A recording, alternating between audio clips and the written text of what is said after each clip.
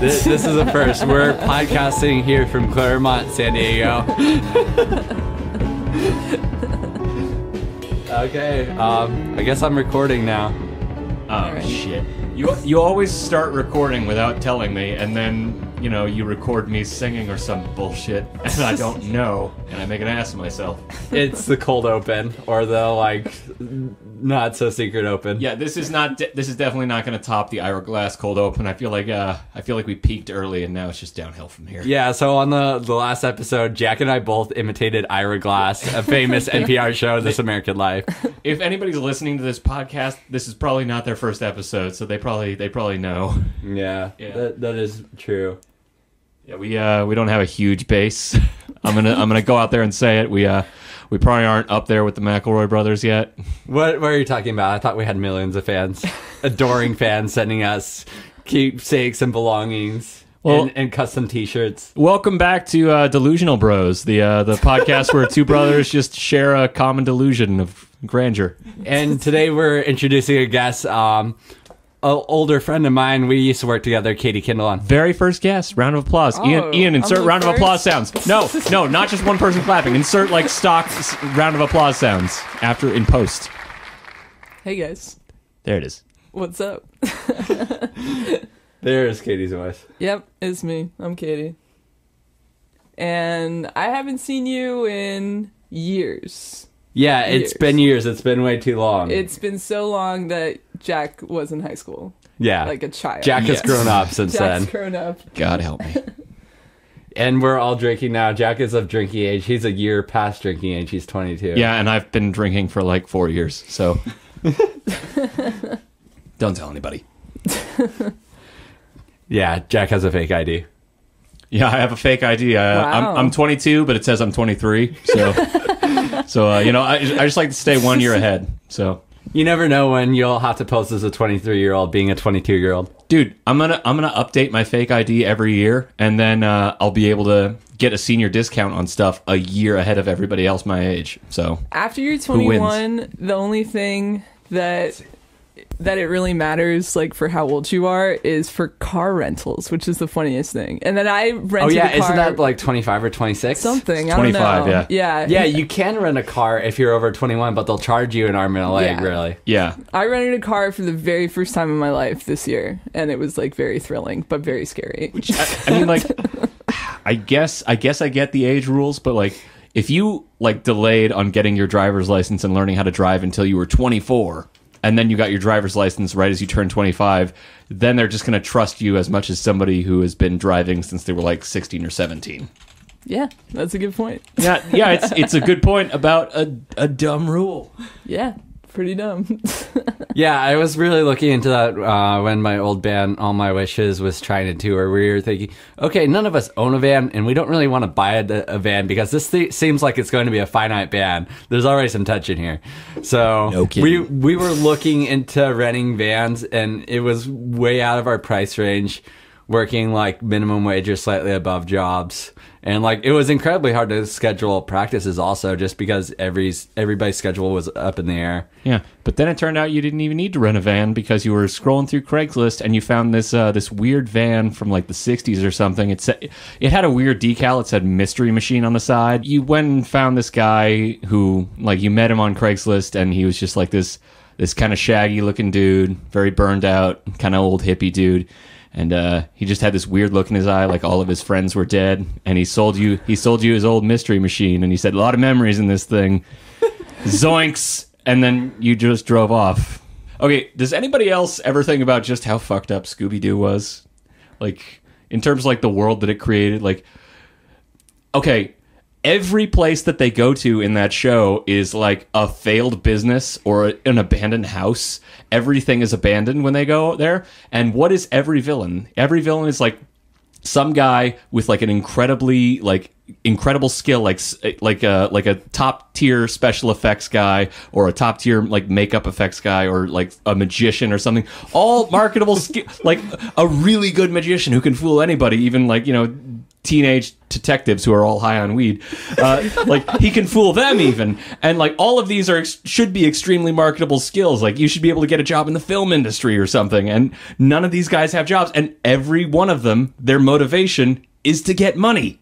Every single one. And they're all hiding out in this plethora of abandoned businesses and homes. It's like a product of the 70s recession. Yeah. Unemployment. Oh yeah, the OPEC thing. Yeah. Scooby-Doo takes place in an economic hellscape. Nobody, regardless of how marketable their skills are, can get a job. Everything is abandoned. And law enforcement is now replaced by a bunch of high teenagers, and they're talking dog. Well, what I thought was always so funny about Scooby-Doo when I got older is realizing that, so it was around when our parents were younger, and then so we were seeing all these reruns or like remakes of Scooby-Doo, and our parents were fully understanding all of the references to the fact that this is like that Shaggy is a huge stoner and he's got the munchies all the time. Yeah, because they figured it out as they got older. They're like, oh, that's what Shaggy was doing the whole time. Yeah, and they're totally cool with us watching it, and that we had no idea that this was the situation. Because they had no idea when they were kids watching it, and they figured it out later. Yeah, I mean, really, in like cartoons and kids shows and movies in general, like they sneak in jokes for the adults because, particularly with movies, an adult is usually going to have to accompany a kid. So they're going to be saying in the theater, like, God, when is something cool going to happen? Yeah. I mean, like, it wasn't always like that. Like, I remember our dad telling us, like, how it used to be going to the movies with, like, his 4 brothers. Oh, wait, 3 brothers. Sorry. Yeah, him and his 3 brothers. And, like, he has a story about Blazing Saddles. Yeah, that's where I'm going. Yeah, before there was the, like, PG rating. Like, wait, no, I forget which way it works. It's like either the PG or PG-13 rating used to not exist, and it used to be like... Raiders of the Lost Ark was what started the PG-13. Right, yeah, okay, so I got it mixed up. But yeah, it used to be like G, PG, and R, and like, that was it. And so, a lot of crazy shit used to be allowed in PG. And so, like, Blazing Saddles was PG, even though... Yeah, think about that. Anybody who's seen that movie knows that is very much not a PG film. Parental guidance, quote-unquote, suggested. But the thing is, when him and his brothers wanted to go and see a movie like that, specifically Blazing Saddles, as the story goes, they would all just go there with their dad, who didn't give a shit, and he would just walk up and he would say, "Yeah, I'm their parent," and then buy a ticket for himself, and then like, "Okay, all you guys go in there," and then he would just go outside and like, I don't know, smoke for 2 hours. I don't know why he wouldn't want to see Blazing Saddles. Because he has no taste. But yeah, the thing is, that's true. The thing is, they didn't really care if he went in the theater with them. All they cared was that he bought a ticket. I was like 15 when Team America World Police came out, and my mom straight up bought me and my brother and 2 of our friends tickets to go see the R-rated movie because you had to have a parent buy you a ticket. And but my she mom didn't go was in? like, I don't remember, actually. I think the reason I don't remember is because I think it was up for debate. Like, she wasn't sure if she was going to come with us, and we weren't sure about the rules. Yeah. If your parents had to buy you a ticket and they had to come with you. So I really don't remember. But what I do remember is that, thank you, Mom, for being so supportive. Yeah, I didn't know you had such a super cool mom. My mom is super cool. I have a similar story, actually. Like, when I was a teenage boy, as teenage boys can be, I wanted to see Jackass 2 incredibly bad, and I begged my mom to go. And I went with you because, you know, hey, you'd already done the hard part of talking her into it. Why don't I just hitch along? Yeah, my mom actually went and saw it with us. She stayed in the theater. She's a total trooper. Oh, yeah. Let's just be real. Our mom deserves like a stained glass window or something for like all the movies we forced her to go with us to, and she just went. Like, she could have probably ducked out, but she just went anyway and hated every single one of them. I think she kind of wanted to make sure it was okay for us, even though she hated it. Yeah. Like, I remember a couple awkward drives home from the theater where she was like, yeah, that I shouldn't have taken you guys to that. That was a bad idea on my part. But like, we saw Terminator when we were like 6 and 7. Oh yeah. Like I remember like we won a DVD player in like a raffle or something. We didn't buy it. We just had it. And then like we found a DVD of Terminator, and we was like, well, we got to break it in on something. Let's just show the kids Terminator. He's 7. He's 7. Jack's 5. Whatever. You're 5. I'm pretty sure I was like 5 or 6 when I watched Terminator. Way too young for Terminator. When I was 5, my favorite TV show was Winnie the Pooh. I liked Winnie the Pooh. I still liked a lot of kid stuff, and that is what's funny about being a kid when you have like parents, because my parents were like that too, like introducing you to more adult stuff is like, what are your favorite TV shows, little boy? Winnie the Pooh and Jackass. Yeah. I have this memory. I like the Care Bears and Taxi Driver. Yeah. I was just telling somebody this story the other day that I don't remember how old I was, but I found a videotape in our house that it had 4 boys on the cover of it, young boys, and it was Stand By Me. And I was like, what is this? Like, why do we have this videotape in our house? And I asked my mom, what is this movie? And she said, well, we had heard about this movie when you guys were younger. So, I don't know. Let's just throw ages on it. Let's say that I was like 6 or 7 when they heard about the movie. And let's say I was like 11 when this conversation took place, when I found it. Yeah. And let's see. So... yeah, I asked my mom, I was like, what is this movie? And she's like, okay, like when you were like 5 or 6, like we heard about the movie and we got the videotape and then we realized it was rated R. And we like said, okay, like you guys are not going to see this movie. And then we're like, well, now you're old enough. Now we're going to show you the movie. And I love that movie so much. And I was so glad that I did get to see it when I was the age of the boys that were in it, because I had never seen a movie that like really depicted like the pain of being 12 and what it's like to have those like really strong friendships and what it's like, because now I'm a teacher, you know that, right? And like you're a substitute teacher. I'm a substitute teacher, and now like I just see these 6th graders, because that's like the oldest grade that I teach. I only work in elementary schools, so these 6th graders, they're adults. I mean, mostly like they are really grown up. And like they had to grow up fast with the media landscape that's happening nowadays. Yeah, and I mean they might be immature, but hey, think of all the people, they're dealing with adult themes all the time. Think about all the people we know our age who act like children, like, and who are super immature. So like the grading curve is completely thrown off for maturity at this point. But yeah, I do think that like it is like just a specific like barometer that I have for like quality of writing in a film or TV show or anything, of how like accurately you can write kids, because so much stuff that I watch, like I see how kids or even like teenagers or young adults or like even early 20-somethings are written, and I'm like, you've never like actually had a real conversation with somebody this age, have you? Yeah, since you've been that age, you've never had a conversation with anybody this age. And you know, it is really just like an issue of like, you know, honesty and just being able to like, you know, understand people at any age of development. It's like, you know, if you can write kids well, then I think that the thing overall is probably more likely to be well written.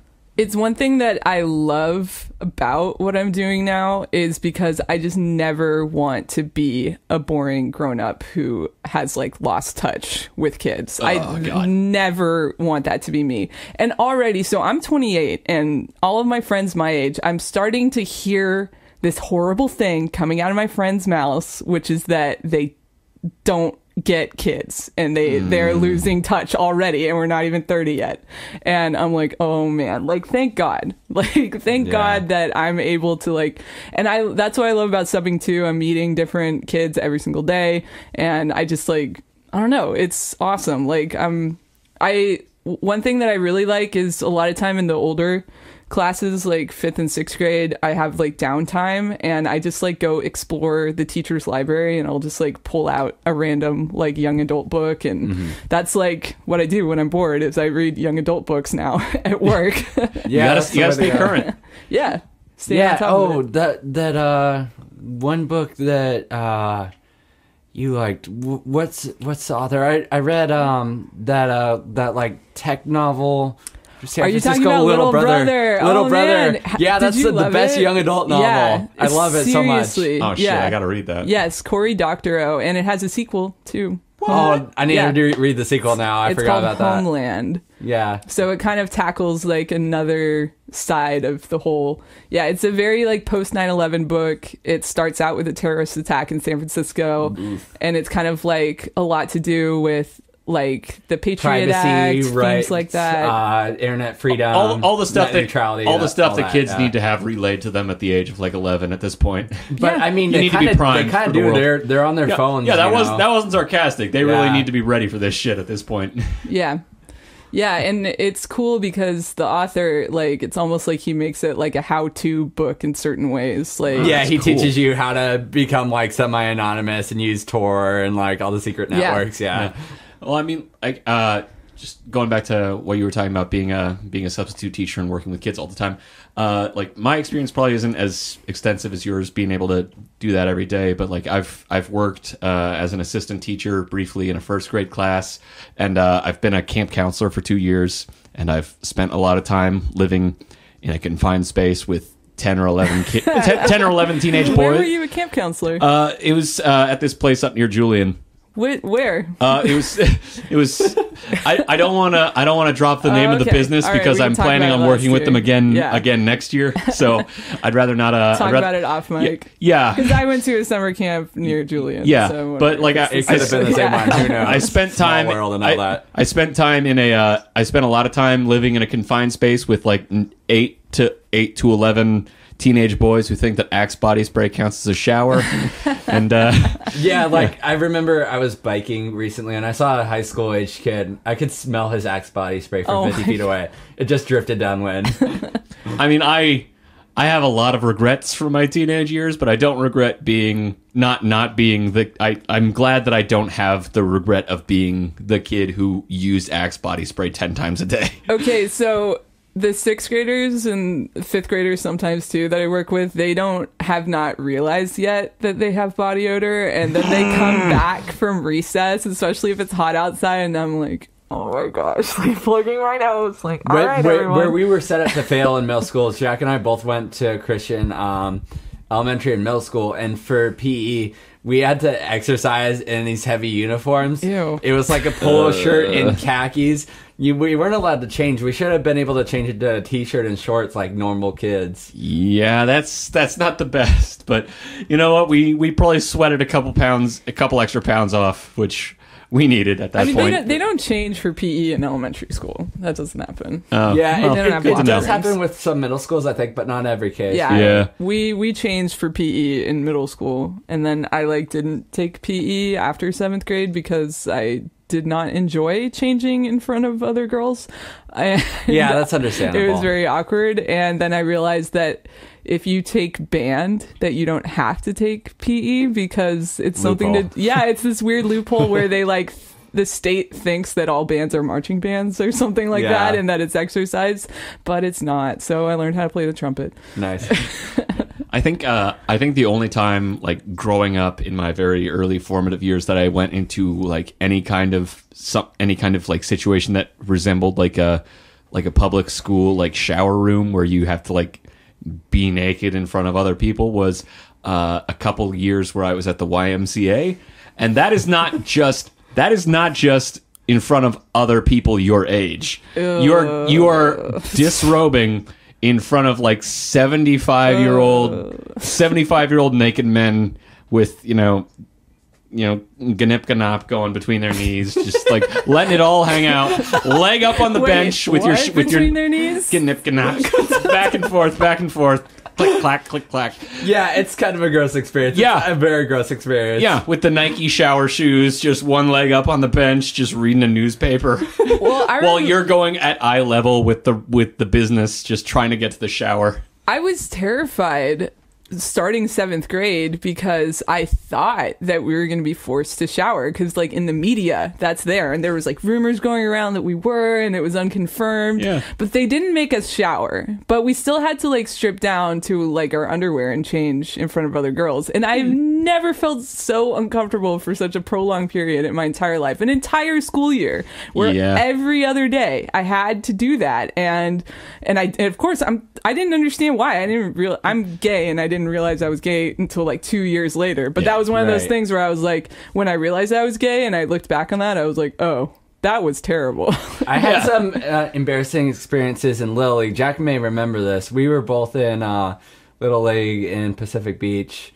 The bathrooms at the fields, the toilet stall did not have a door, so people could walk in on you. Oh yeah, yeah. It was just setting you up for like, oh, ha, ha, ha, there was one bathroom that had no doors, and then there was one that had 2 stalls, one of which had a door and no latch. So you just had to like brace your hand against it the whole time and hope for the best. And I think that door broke sometimes too. Oh yeah, I think at one point, I think at one point they just took the door off, so there were no more doors. Yeah. It's like, oh, this is a great place for kids to go to the bathroom. This is a great environment at the same time as adults that they don't know. But yeah, it was like. Like just in general, like growing up as a fat kid, like I just felt like, okay, like when I'm wearing clothes, I'm just like, okay, I'm always basically in my underwear. I'm vulnerable to ridicule all the time. Let's just keep my head down and hope for the best. And like I wore my shirt into a pool or like at the beach or whatever. Because I thought that hit it, even though everybody knows it doesn't. And in fact, the shirt gets wet and clings to you, and it's just like, oh, it's even worse.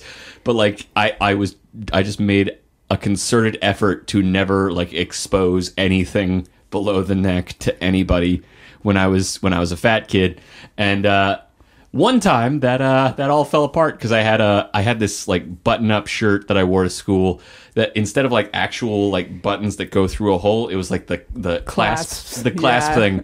Yeah. And somebody noticed that and thought it would be just the most hilarious thing that while I was up in front of the class doing like a speech presentation thing that I had to do for an assignment, to just get up out of their chair, walk right up and just do the Clark Kent thing, rip my shirt open in front of everybody, and my moobs and my belly all spilled out, and everybody pointed and laughed. And she got sent to the office, but I had to deal with the fallout. That did that? Yeah, it was a girl who did that. Oh my gosh. Yeah, I was the one who had to deal with the fallout. She got to leave to another room, and she got in trouble, sure, for like an hour. But oh my God. I was the one who had to deal with the fallout. It was my man boobs that got exposed. So I was the one who had to deal with the lasting backlash from that. So did I ever tell you how I got away with punching a kid in elementary school? I'm pretty sure I'm pretty sure I've told you about how I got away with punching a kid in middle school, so go ahead. Yeah, I think this was 5th grade or something. I don't think he'll listen to this, but if you do, I'm sorry. He was cheating at like kickball or some like playground game, and like I was getting a little angry at him, so I went up and punched him in the gut, and he told the teacher. I was known for being like a nice, easygoing kid, so like the teacher believed me over him. The perks of building up your reputation. Yeah, and honestly, as a sub, and you know what's funny is I tell the kind of troublemaker kids that like at the beginning of the day, I can totally tell within 5 minutes who's going to be giving me a problem, and then those kids that demonstrate to me within the very beginning of class that they are untrustworthy, like hours later, they will ask me, oh, can I go read outside? No. And I'm like, no. And they're like, what? Why? And I'm like, well, next time you have a substitute, behave at the beginning of the day if you want to get what you want. Yeah. Like I do have a similar experience from being a camp counselor. Like, in my experience, there's every once in a while you get a kid assigned to your cabin at the start of the week who will like think that it's really funny. Like the rules have probably changed since like the 80s, where camp counselors could just do what the fuck ever and like go and get murdered by a guy in a hockey mask in the woods. But the rules have changed since then, and like we can't let these kids out of our sight at any given time.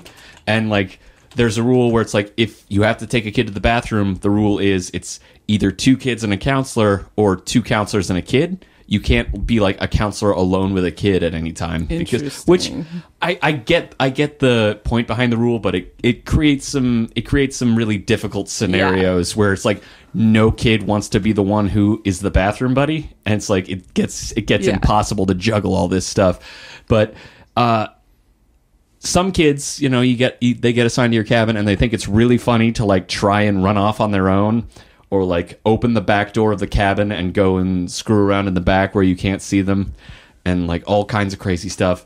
And they do that on the first day, and you tell them to stop doing it, and then like 2 days later they're saying like, oh hey, can I go do this thing that is like a special privilege for me to do? It's like, no, you have done nothing but go out of your way to make my job as hard as possible and not listen to me the entire time that I've known you, and now you want special privileges. You gotta earn that shit by just being like, a good kid and listening to me and not, undermining me at every. And like the other thing is like, I feel like you've probably had at least one really big troublemaker who doesn't just disobey you and like cause trouble, but like actively tries to undermine you in front of all the other kids and make it so that even the best of the kids don't listen to you.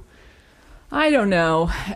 It's hard because I don't know. Like I try to like assume the best out of the kids, and there's, I know we were just talking about like 12 being adults, but like they're still kids, They are, yeah. Like they act like they're big and tough, but they don't know better in a lot of cases. Yeah, and they don't know me, and they make assumptions about who I am and like being a substitute and everything. And I know that they're probably different for their regular teacher and they're different for their parents, and it's hard because, and also I work in special ed a lot too, and I know that a lot of times for kids they're used to like people treating them a certain way if they have a disability, and that's tricky.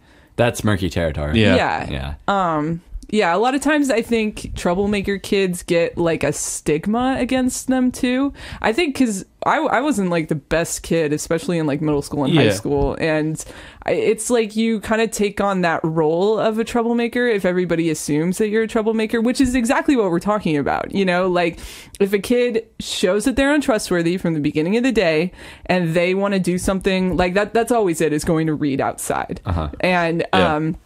And then another kid who's great, and I don't even know their name yet because I haven't had to yell it across the room. Like, stop that. Oh, yeah. That's actually what I tell the kids. If I know your name within the first half an hour, that's not a good thing. Yeah, because that just means I'm calling it out repeatedly. So these like trustworthy kids get to do stuff like that, and the untrustworthy kids don't, and that's just this thing that like happens to them like throughout their entire life. Is like they don't get to do things because they're untrustworthy, and you kind of like take that on as your identity when everybody just assumes all the time that you're trying to do something that you shouldn't be doing. When you try to do the right thing, it's hard. Yeah. Totally. Yeah. And I do get that, but like, when you come into like a new environment, like an entirely new environment, because like school is tricky because like usually unless you change schools a bunch, you're moving up with the same people, who know you, and like the teachers all talk to each other, and you have mostly the same classmates from year to year. Well, you said like, you work with teenagers at the camp, right? Yeah. I'm saying like the thing is like when you go to a summer camp, you basically have like,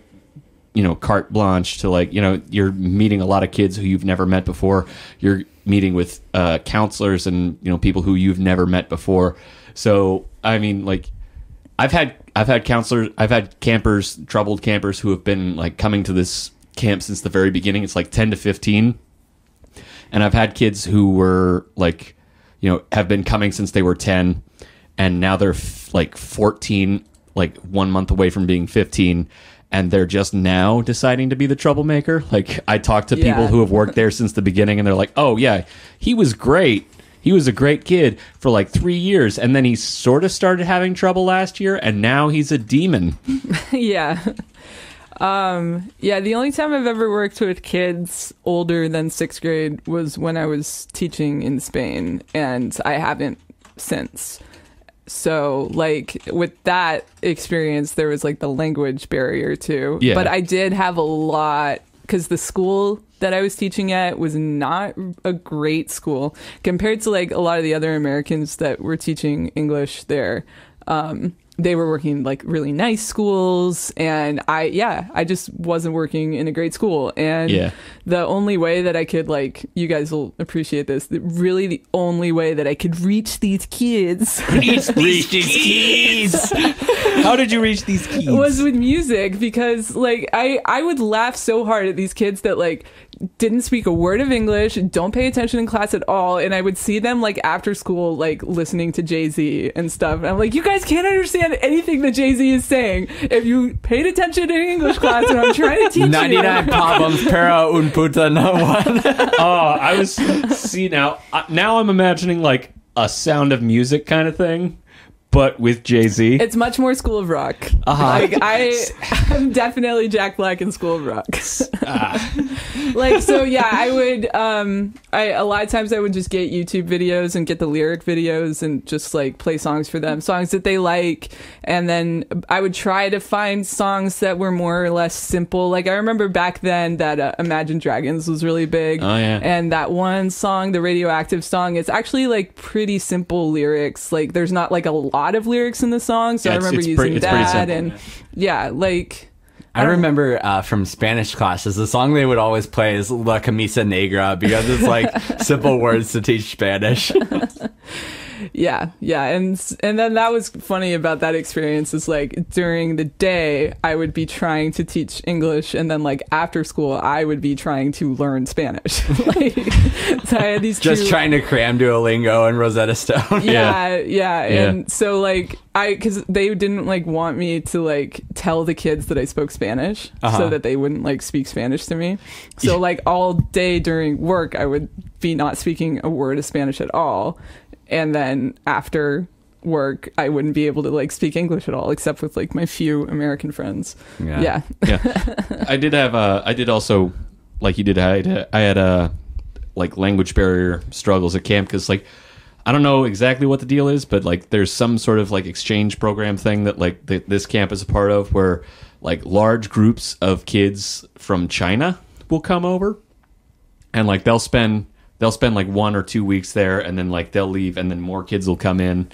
And so we're constantly having to deal with like anywhere between like 15 and 30 kids who are from China, who speak like from like some amount of English to absolutely none. Like we've had a couple kids who speak absolutely no English, and we just have to convey it through grunts and just hope for the best. Sign language.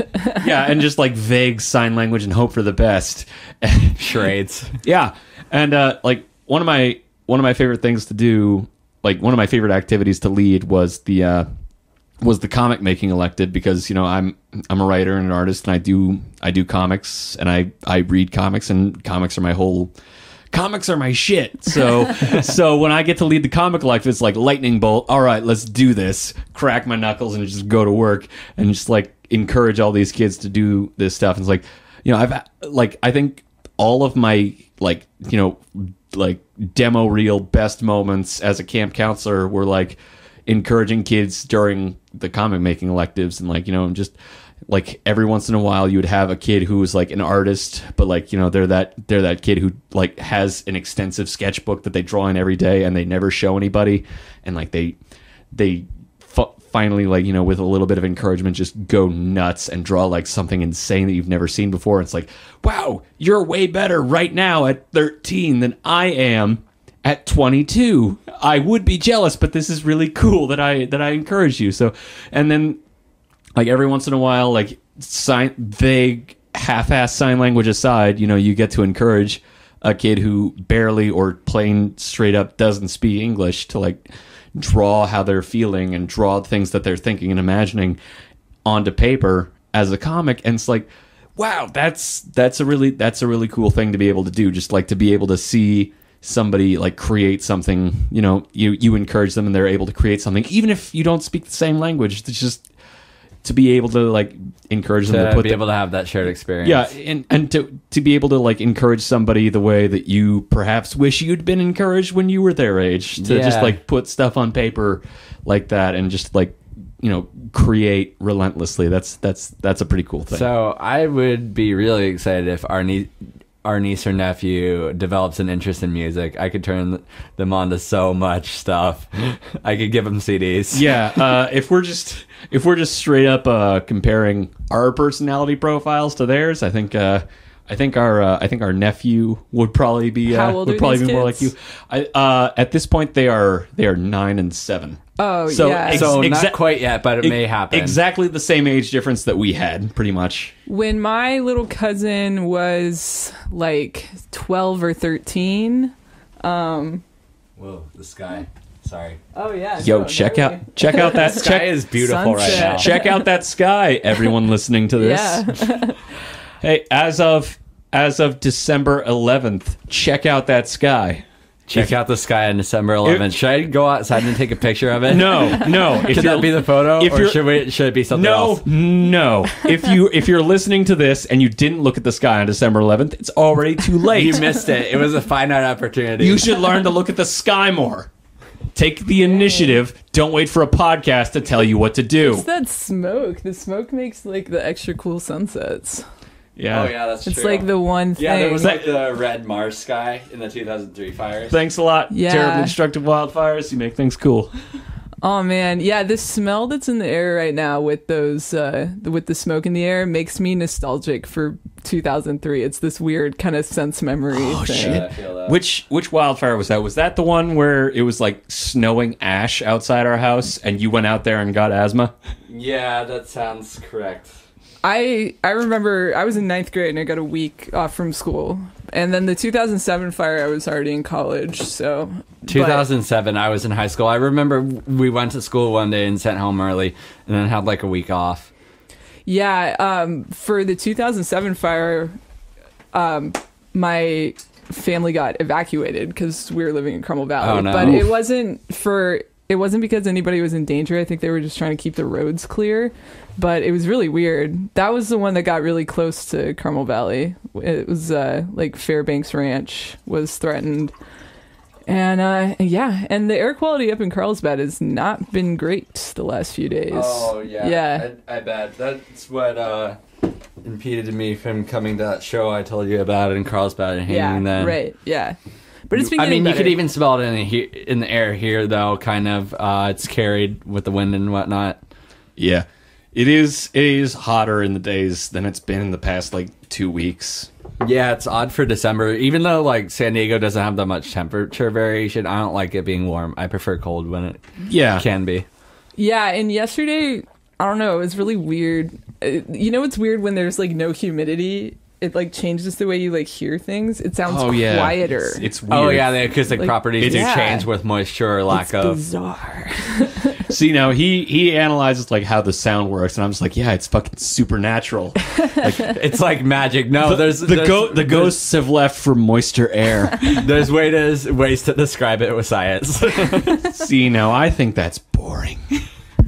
Science is magic. It's the sound ghosts. Magnets, how do they work? Fucking magnets, how do they work? Okay, but we were talking about comics because I wanted Yeah. to share this with you. Oh, Since yeah, obviously you have a passion for this. So when I was teaching in Spain, I had a lot of problems teaching the youngest kids who were like the equivalent of 6th and 7th grade because their levels of English were so all over the place. So you had multiple ages in your classes? Yeah, I was teaching in a secondary school, which is basically like middle school and high school, but only up to like 16 because the way it works there in a lot of places in Europe, it's like your last 2 years of school are like optional, but it's like college prep. So it's basically the idea, it's like it's all AP kind of thing for the last 2 years. All right, yeah. And That's kind of cool. Yeah, I mean, it means in Spain they have like the highest like dropout rate. So like kids never don't mind then. go back to school, and Spain has the lowest English proficiency, I think, in all of Europe too, which is why they have this program. Spain has faced some economic downturns. I remember when I was there were like a couple of strikes going on, and with the recession as well, which only built up from there. Like a lot, the unemployment rate gained a lot. Yeah. Well, if the last couple of years are any indication, I'm sure it's gotten worse. Maybe a little better, if I had to guess. I don't know. Yeah, The issues could still be under the surface. it's a problem, and I don't know how it's changed since I've been there, but Yeah. Oh, so the younger guys. So, okay, and that was what was really hard with teaching English too, is because it's not like it is here where you can sign up for whatever Spanish or French, whatever is like your level. So you sign up for Spanish 2 if you already speak a little bit of Spanish.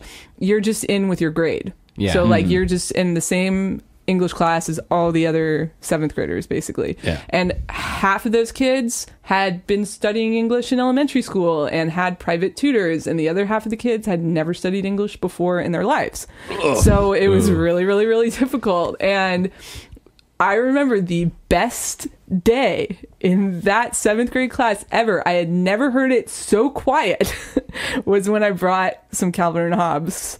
Yeah! Bill Watterson coming through once again. Because they were all, I had like, I don't know how many strips, maybe like 4 strips, and I wrote some like questions, like why did Calvin do this, like that kind of stuff. And they were just, it was like they were just trying to decipher it. They were just trying to read and figure it out and use the visual clues and stuff. And it was really cool. And then I gave them that's what I was thinking about. I made some little boxes so that they could draw their own comic. Nice. Yeah. That's awesome. It was really fun. Like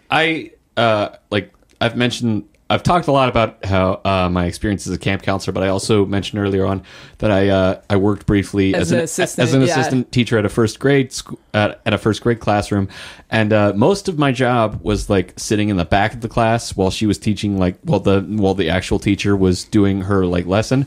And like if any like individual kid or like 2 kids were having like difficulty grasping it, she would just send them back to me, and I would teach them like 1-on-1 or 1-on-2. Like just really small groups. And like the most common kids who got sent back to me were, you know, the kids who grew up in a bilingual household who maybe didn't have as strong a grasp on English as the other kids in the classroom. So they got sent back to me the most. And I'm not exactly fluent in Spanish, but I just, you know, I like they had some grasp of English, so I just tried my best to like relate through that. And one of the one kid who got sent back to me the most, you know, he was really struggling with like the most basic of English at the start, which, like, you know, is understandable, especially for a kid in first grade. Like, you know, to expect him to like be, you know, fully grasp of 2 languages when he's like 6 or 7 is a bit much. But when I was getting ready to leave that job, and the actual teacher had all the kids write letters for me, which is like, I know. Yeah, that's fucking heart melting across the board. Like every one of them just, you know, broke my heart and also filled it so much. So it's like, we'll get to that in a sec. But yeah, there's more to this shit. But yeah, wanted to interject. Sorry. All right, go ahead. I had another experience with bilingual kids. Katie and I worked at a movie theater together for quite some time. Yep. And I remember, like, when I was working behind the concession stand, slinging popcorn. Slinging popcorn and large sodas that people shouldn't be drinking. Anyways, there were bilingual families that would come, rather that the kids were bilingual and the parents could only speak Spanish and limited English. Would do all the talking. The kids would do the talking, and like I couldn't hear the parents anyways. Like I could pick up certain words in Spanish, but they were talking quiet to their kid, and I had a radio earpiece on, so like I couldn't like try to speak a little Spanish or like help them out a little bit. I would be relying on the kid pretty much. Yeah. So yeah, anyway, the like I got all these like 20 some odd letters from all of these kids, and one of them was from that kid who got sent back to me more than any of the other kids, who was struggling more than any of the others with English. And he, like, some of them were like, you know, 3 or 4 sentences. Some of them were like paragraphs, or like 2 or 3 paragraphs, or like they wrote on the back of the page. But like this one was just 1 sentence, but it was perfect spelling and perfect grammar. He just said, and you know, our last name is a little bit complicated, so they just called me Mr. C. But they said, he said, I liked how Mr. C helped me read words. And it's like, I know. I'm dead. So I'm down. Last year, I was a long-term substitute as a special ed aide so I was with first graders, and it was like the way that it works in this school, and it's different in every school, but they have this special day class. But every kid who's in that special day class is also in what they call a mainstream or gen ed class. So that's their class. And depending on the kids, what they say IEP, individualized education plan, depending, the kid is in their gen ed class a lot or a little, like medium, maybe hardly ever. They go to do stuff like PE or library and that kind of stuff with their gen ed class. And so I had I got a call to come do this job right before school started. And because I had worked a little bit there the year before, when my first year subbing, and I was supposed to be there. They said maybe by Christmas we'll hire somebody, because it was an open position, and they offered me the job, but I didn't accept it because I just wanted to be a sub. And I ended up being there until spring break. Ooh. And on my very last day, I got so mad at the special ed teacher and the aides, because I was like, are you guys trying to make me cry in front of the kids with all of this stuff that they're giving me? Aww. They surprised me with the kids had put together the book, like, I like Miss Katie because of this, and this picture that they had of all the kids holding up letters to spell out Miss Katie rocks, and I was like, I can't do this. Oh, that's so much nicer than what we did in high school. High school kids are terrible. The worst. We were the worst when we were in high school. So I had this freshman year English teacher named Ian. He generally liked me. He called me on my shit a couple times. Your name's Ian. We're both Ians. No, that's rare. He's Bo Bridges. I'm Bo Bridges, and he's Jeff Bridges. I'm Jeff Bridges. I can see that. So anyway, this teacher Ian, he was in his 30s, from England. So we kind of prank gifted him. Oh no! For I think either his birthday or for leaving for Christmas break. So we filled his room with crumpets and got all sorts of English tea for him. It was just cute. the ultimate foolish Americans misrepresenting England. That's at least kind of cool. All that I know from he can at least drink the tea, you know. All that I know from high school pranks is that they're pointless and cruel. But when I was working at the summer camp this year. There was a movie making elective through each week, and not every kid was gonna stay through more than 1 week, so it was a different film each week. And the last week of camp, all the kids decided to make an Office style, they did an homage to The Office and did a mockumentary. They did a mockumentary, but they insisted on using the Office theme and everything. It's they had to make notes and everything, because somebody in the front office had to edit it.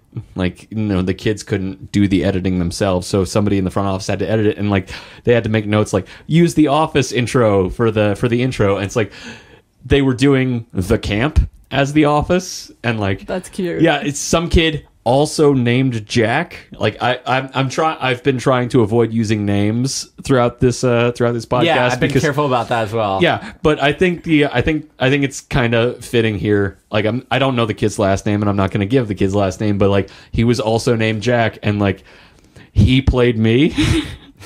Wow. And that's great. And they got makeup and everything. They drew the facial hair in marker, and I had helped them do it a couple it's 3 different days where they do the movie making elective, and I'd help them do makeup for other camp counselor to look like other camp counselors and help them draw on the beards. There's a lot of facial hair at camp but yeah, I've helped them do that. But that day I was assigned to a different elective, so they were doing it on their own and with other counselors, and they did my facial hair, they did my bandana. I wore a bandana every day at camp because just to hold in all this crazy hair, and it kind of became my thing, so I just kept doing it.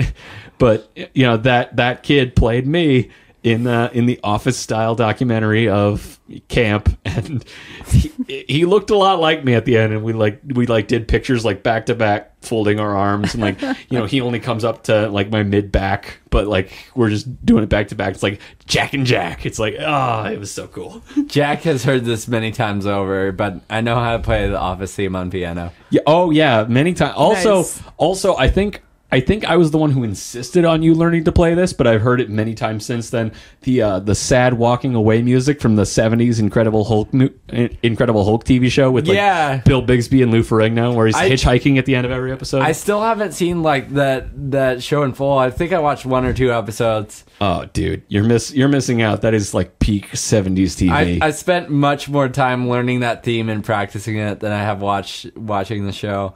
That's just the way it goes sometimes as a musician. You got to at least watch the episode where Green Lou Ferrigno fights a bear. Yeah, that sounds pretty cool. It sounds amazing, and it's an incredibly fake bear. It's so good. I mean, that's kind of to be expected. It's like I said, peak 70s TV. Peak 70s. It's like Charlie's Angels and then the Incredible Hulk right underneath it. Okay, so Katie, Jack and I are both fans.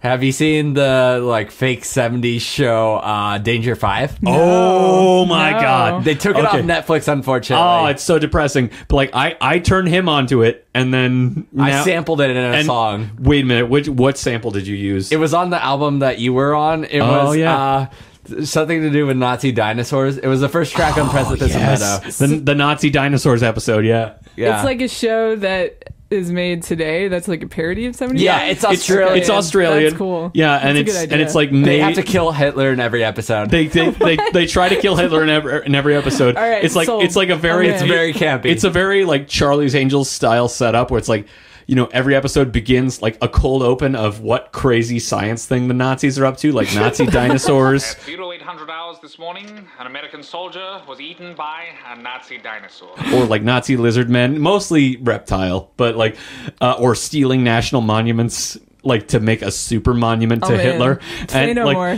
But like, it's a cold open like that, and then it cuts to like them, like the team, the Danger 5 team, just like chilling in their fortress and just like, you know, reading magazines and shit. It's like the A-team. And then like their Bosley, who is a guy in a suit with like literally a bald eagle's head, gives them their mission. And then at the end of every briefing, he's like, and of course, kill Hitler. And it's like outlandishly sexist too. Oh, like cartoonishly. Cartoonishly, it's forgivable. Definitely. Yeah. They go out of their way to put everybody in bikinis and shit. But you guys have seen Iron Sky, right? Oh my God, yes. No, I'm unfortunately not familiar. We've got to watch Iron Sky because Iron Sky is Nazis the shit. On the moon. We can put that on later tonight. Yeah, but like in every episode of Danger 5, like they're about to kill Hitler and like they all open fire at once, and then Hitler jumps out of a window, regardless of where they are. It's always the exact same stock footage shot of Hitler jumping out of a window.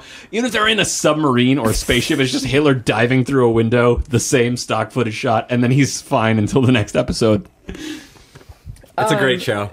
Yeah, Ian, you have to see Iron Sky. So I have to see Danger 5. Ian has to see Iron Sky. Yeah. Good episode. We're learning.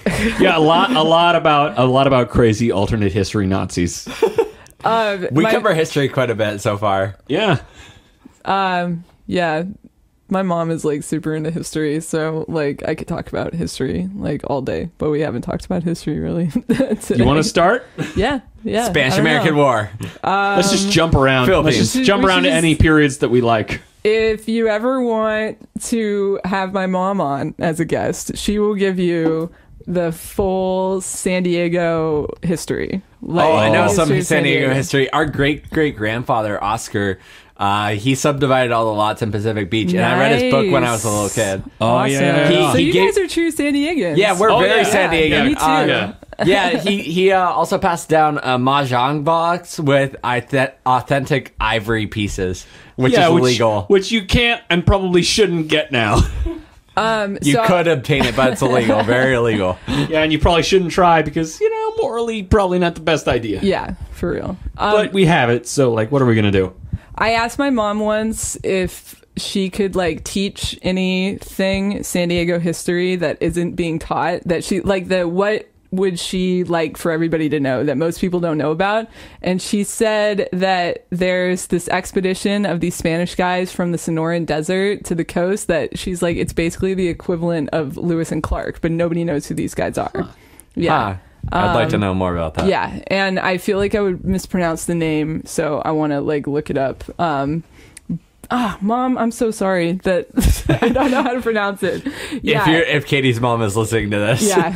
We're sorry, Katie's mom. I want to say Moraga, that expedition. And and I'm pretty sure that it's like the Penasquitos Canyon is connected to that too. Isn't there a Moraga Avenue in San Diego? Like not too far so from it's here? named after that. Yeah. Oh, okay. Cool. So Now I know. pit of San Diego history there. That's awesome.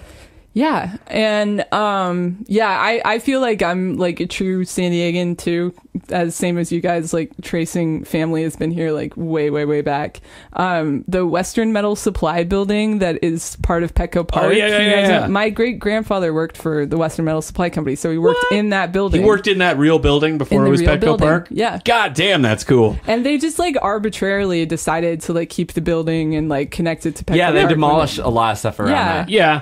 And like I feel The like spaghetti factory had to move. oh, that was kind of a bummer. I love the Spaghetti Factory, but like I feel like that is like a really cool feature of Petco Park that they left at least that one building standing. Like Yeah, and it's really it fun adds a for lot my of character. family. They also have Yeah. the Jerome's couches. Yeah. Enjoy from the Jeromes. That's what I love Yeah. about Petco Our new Park. sponsor. Petco Park is like San Diego land. They have Yeah. all of the like food and stuff. They in have Petco fucking Park is, Hodads. like, yeah, Do they have Hodads stone now. beer now? Yeah, I they think have they do. all the I'm local sure they do. beer. Come They on. have Hodad's Pizza Port. They even have Seaside Market, which is like a local grocery store in Cardiff, and they have like if you want to get like healthy food, you go to like the Seaside Market in Petco Park.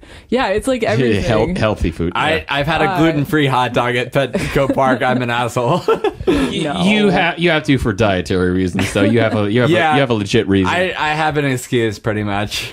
Yeah, but like I think it was like USA Today or something that like did a ranked list a couple years ago of like the top ballparks in America, and Petco made number 1, and they haven't done a new list since, so we're still number 1. It's a pretty good awesome. ballpark. Yeah. and underattended for the most part. Great food. Yeah, which is a bummer. I watch the games on TV. I'm just like, oh god, there's nobody there. Meanwhile, I'm one of the nobodies who's there. So I'm to share the blame. But Do you tickets remember are that? expensive. You remember that day that was like 95 degrees and 80% humidity?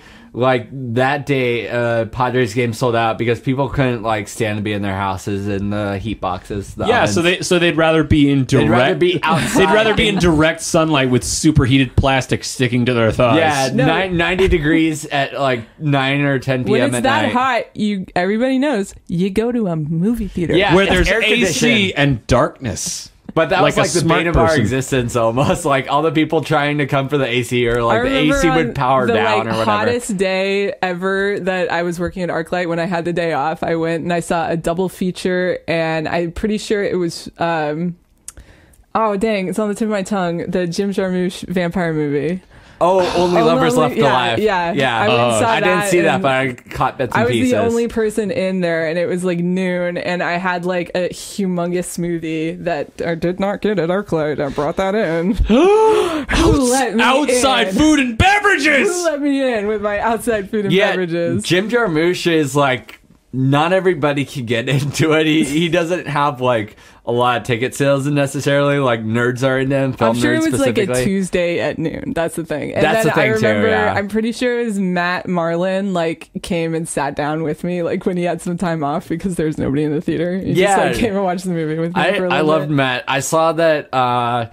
He's living in LA, and I saw photos of him playing drums in this band Hit Bargain, which has some nudity in their set sometimes, or like near nudity, and just like total like art punk sort of band.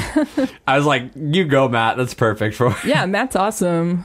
And he's doing that movie Ashram too, which I want to see. Whenever it releases a video, I'll probably buy a copy. All right, so we should like tag Matt in this.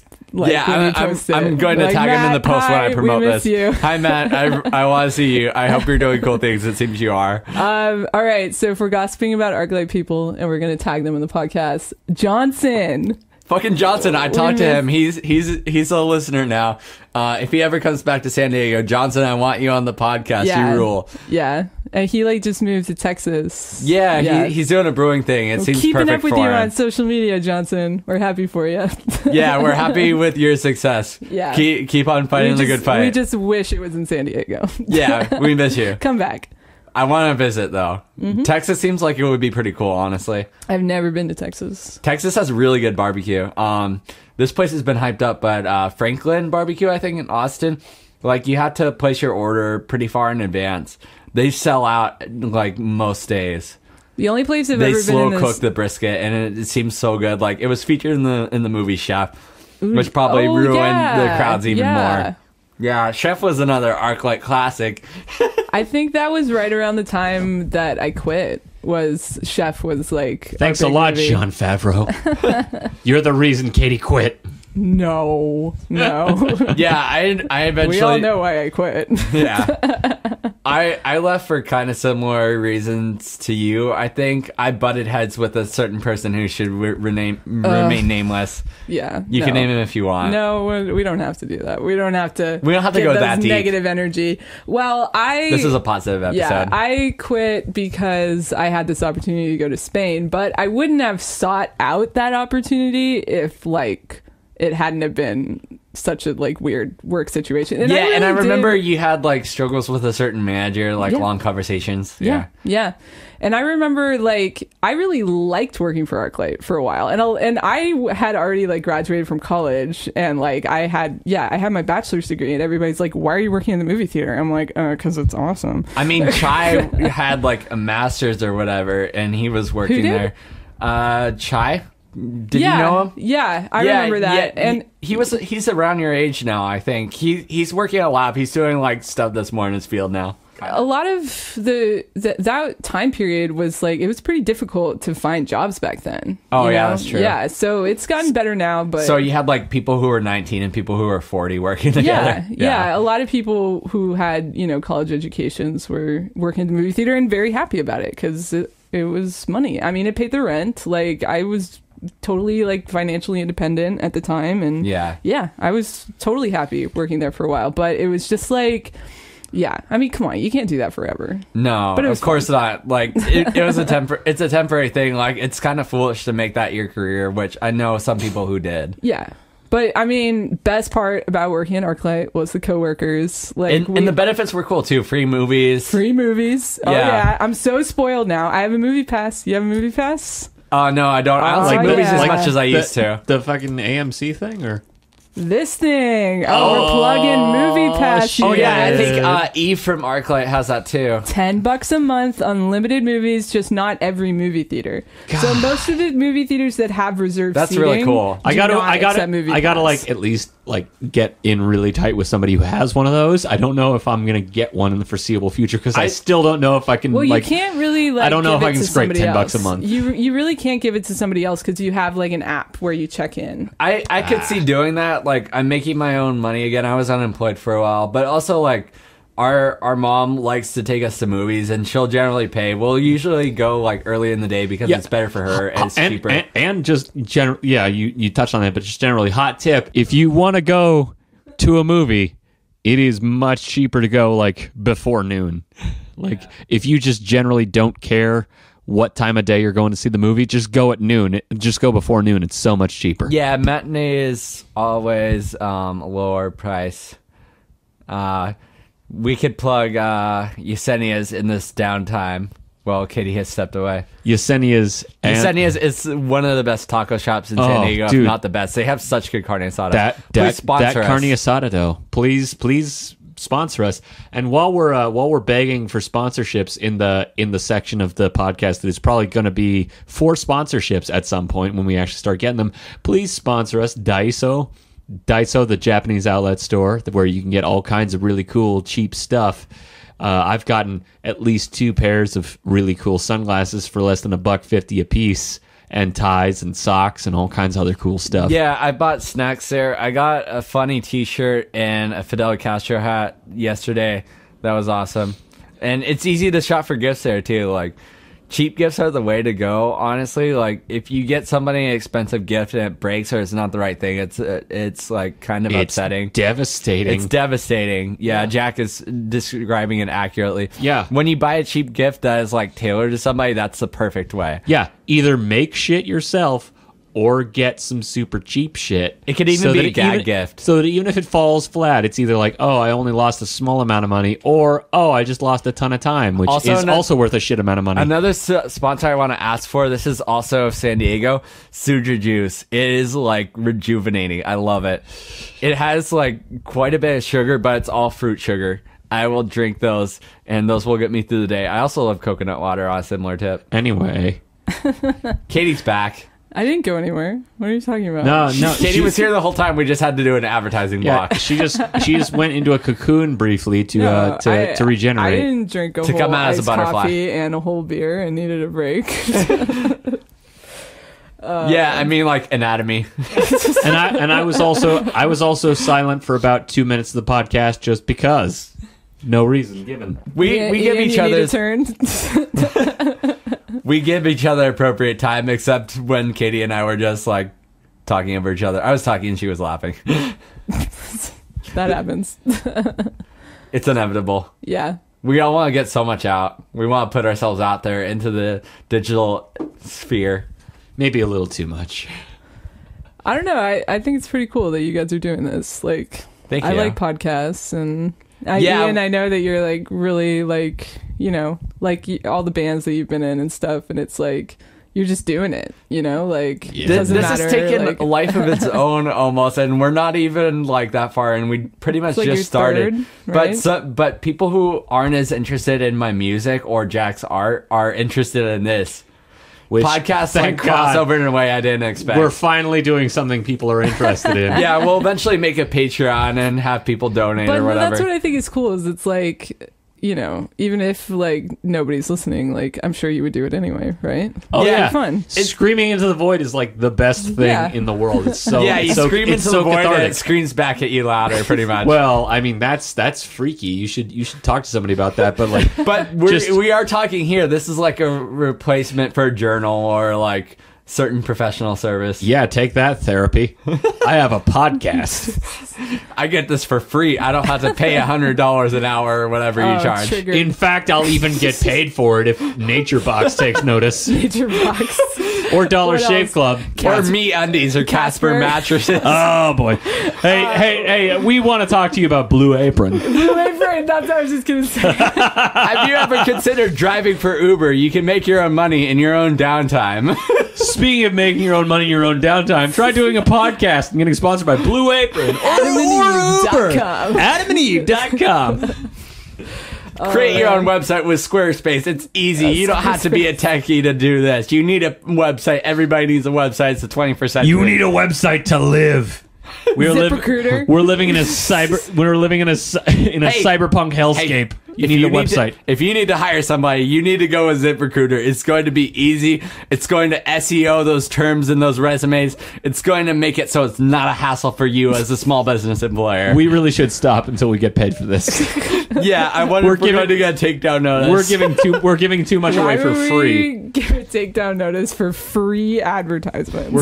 It's like how you can't show like logos in TV that aren't necessarily paid for. I think- like they blur it out. I think in the last roughly minute and a half, we've demonstrated that we're really good at doing advertising. And as they always say, if you're good at something, never do it for free. I think we should get you guys should get sponsored. I shouldn't say we. Maybe this episode. I could That's what figure- I was going to say. If the Sponsored by ArcLight for this episode. I can right? figure it out. Like if the response is good enough, we'll have you back as a No, regular. ArcLight I'm would a never- planner. Like I'm an email power user. I could figure it out. I could get some sponsors eventually.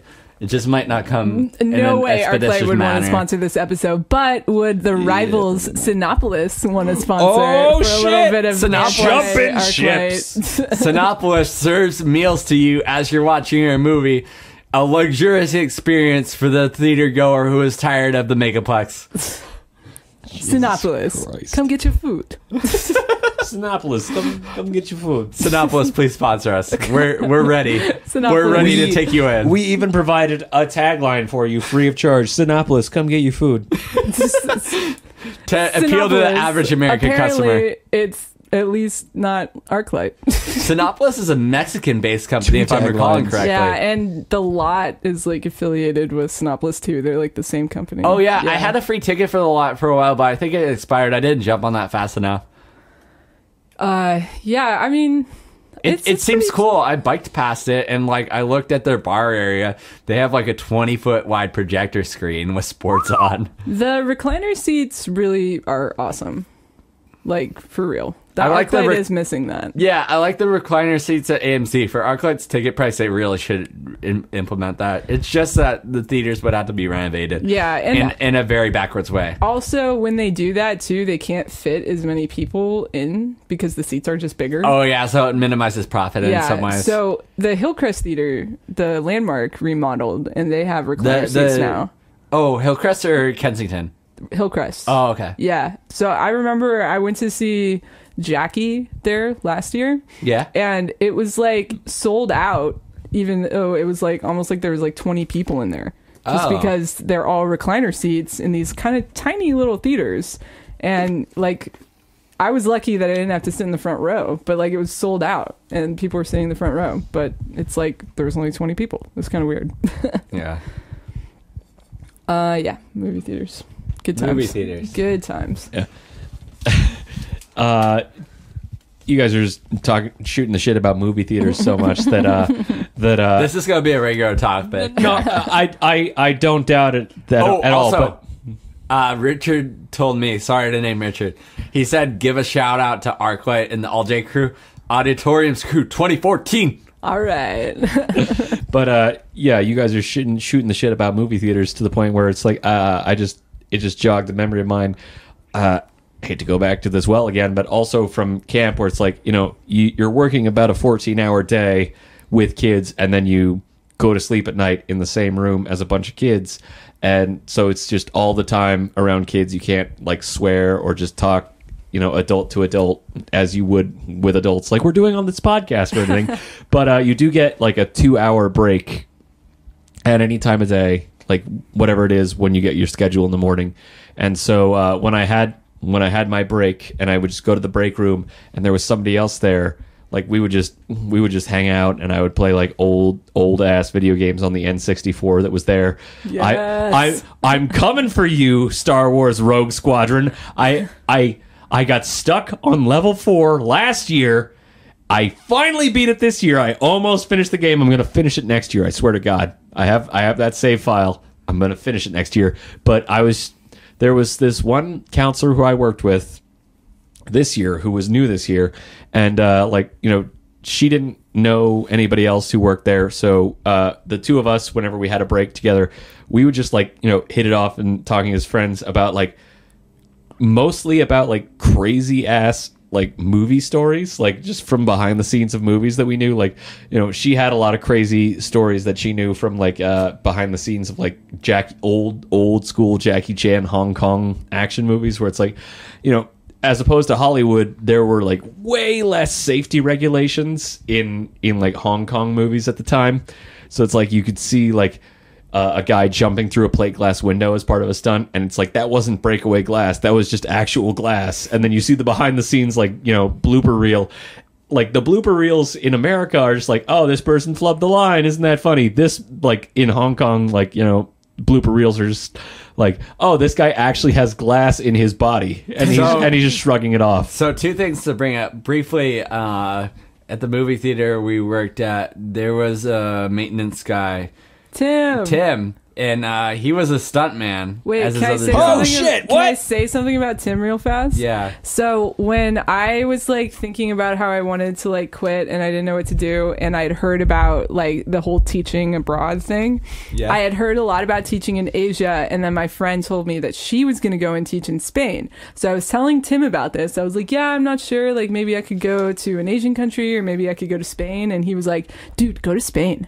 Like, he told me about how he had lived in Spain when he was young and how he would give anything to go back. And I was like, okay. Yeah, Go Spain to is Spain. So thank you, Tim. If it wasn't for you, maybe I would have Yay, gone to Tim. Asia. good influencers. So yeah, I've been to Spain too. I briefly touched upon that. When I was in high school, I went on an international trip to Spain. We also had a day trip in Morocco, which was really cool. Morocco was awesome. Morocco is cool. We only were there briefly. I think we food went is to a so street good. market in Tetuan, if I'm remembering correctly.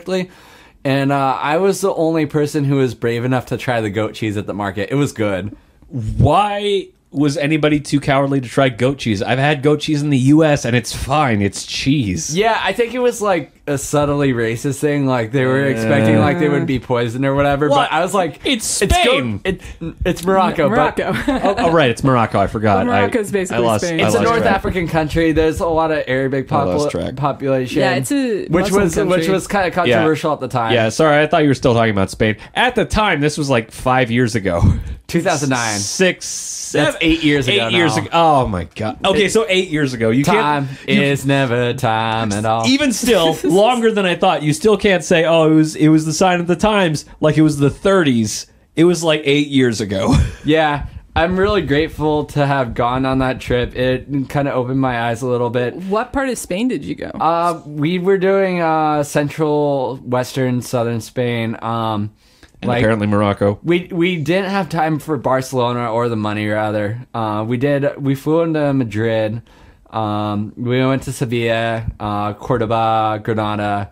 Dude, Granada was like my favorite place. There was one of those cities that had witches infamously. Like up in the hills, like witches lived in like caves or something. Yeah, Granada is famous because flamenco music was kind of invented in Granada by the gypsies who lived in those caves. Yeah. And Granada has a big North African influence because it's the Moors, which means the Moroccans. there were really cool mosques in southern Spain, I guess, if I'm recalling correctly. Yeah. Yeah. Because like the Moroccans or like the Arabs altogether, like they had like quite a foothold in Spain in like the 1400s. Used to be that was their kingdom. Like it was part of the kingdom of the Moors. Yeah, and what's also weird is there's that little tip of on like the Moroccan mainland where it actually Gibraltar. belongs to England. Yeah. Well, or there's the that. United Kingdom. There's that between like the strait, but there's also like a little tip of Africa that belongs to Spain, the city Ceuta. Yeah. Yeah. Totally. That's so funny. It's a short ferry ride between Spain and Morocco. Like the Mediterranean Sea has a short channel there. It's like 20 to 30 miles wide. Yeah, I mean, you could totally see how like all these people, throughout history have been like connected to each other, Yeah, I liked Morocco. I got to ride a camel there Me also. too. Good times. I didn't save the picture, unfortunately. So when I went on like an organized trip because I went kind of by myself, but that's why I joined like an organized trip. Because I had it was Valentine's Day weekend. My friend's boyfriend was in town. All my other friends in Madrid had plans that weekend, and I was like, all right, so I need something to do because otherwise I'll just be hanging out by myself watching TV. So I found this organized trip to go to Morocco, and it was all other Americans, mostly kids who were studying abroad, so not a lot of us older teachers. And so when our bus pulled up to where we were going to ride the camels, there was these Moroccan guys that were you can tell they do this all the time. They give camel rides to Americans because they were yeah, that was the same situation as me. It could have been the same guys. Probably. Honestly. And so did your guys do this? Because they were making fun of all those girls and they were like, oh my God, camel, camel, camel. Oh my God, camel, camel, camel. Yeah, I think so. Because that's exactly how we all were. Oh, fuck. They were the It's a same fucking guys. camel. So with my trip, it was organized as well. It was through a company called Education First. We had a tour guide and we had a bus that we took down southwest through Spain. And then to get back to Madrid to fly home, we took a high-speed train, which was really cool, seeing the countryside. It looks a lot like California, doesn't it? It does. Yeah. So it's I was a little bit surprised. The coastal towns in particular looked like San Diego or Carlsbad or something. I felt very at home in Spain for that reason. I mean, my family is Spanish. It's a very similar climate. Spain gets warmer than the rest of Europe, so it's kind of a typical San Diego climate. Other than I think the Pyrenees or whatever, the mountains in Spain, they get snow. But California gets snow too, so that's also comparable. Yeah, Andalusia is the state that has Sevilla, Granada, and Cordoba, and I feel it's a lot like California, where you have Granada, which is mountainous, and you can go skiing there. But then, in a day, you can drive to the beach to Cadiz. Yeah, and the hilly regions feel like Sonoma, Santa Rosa area, Rohnert Park. Yeah. kind of to me at least. And I But more have castles never and been cathedrals. outside the continental U.S. Dude, You Just- gotta gotta go. go. Just U.S., Canada, Mexico. That's all I've done. you gotta go. I want to go back to Mexico. I haven't been in a while. I have done more or less the entirety of America, like the United States. You've And it's- explored North America. I've seen things. Yeah, after I've seen things. We haven't been to mainland Canada. We've only been to. I've never been to Canada. We've We've been, been- we've been to we've been to We've been to British Canada. Columbia. You guys, I've were never in- been to the Grand Canyon. It's, Oh shit, it's right there. dude! Road trip. We were spoiled because we saw like Zion National Park in Dude, Utah I'm on the gonna go same to Zion. trip as Grand Canyon and Angel's Landing.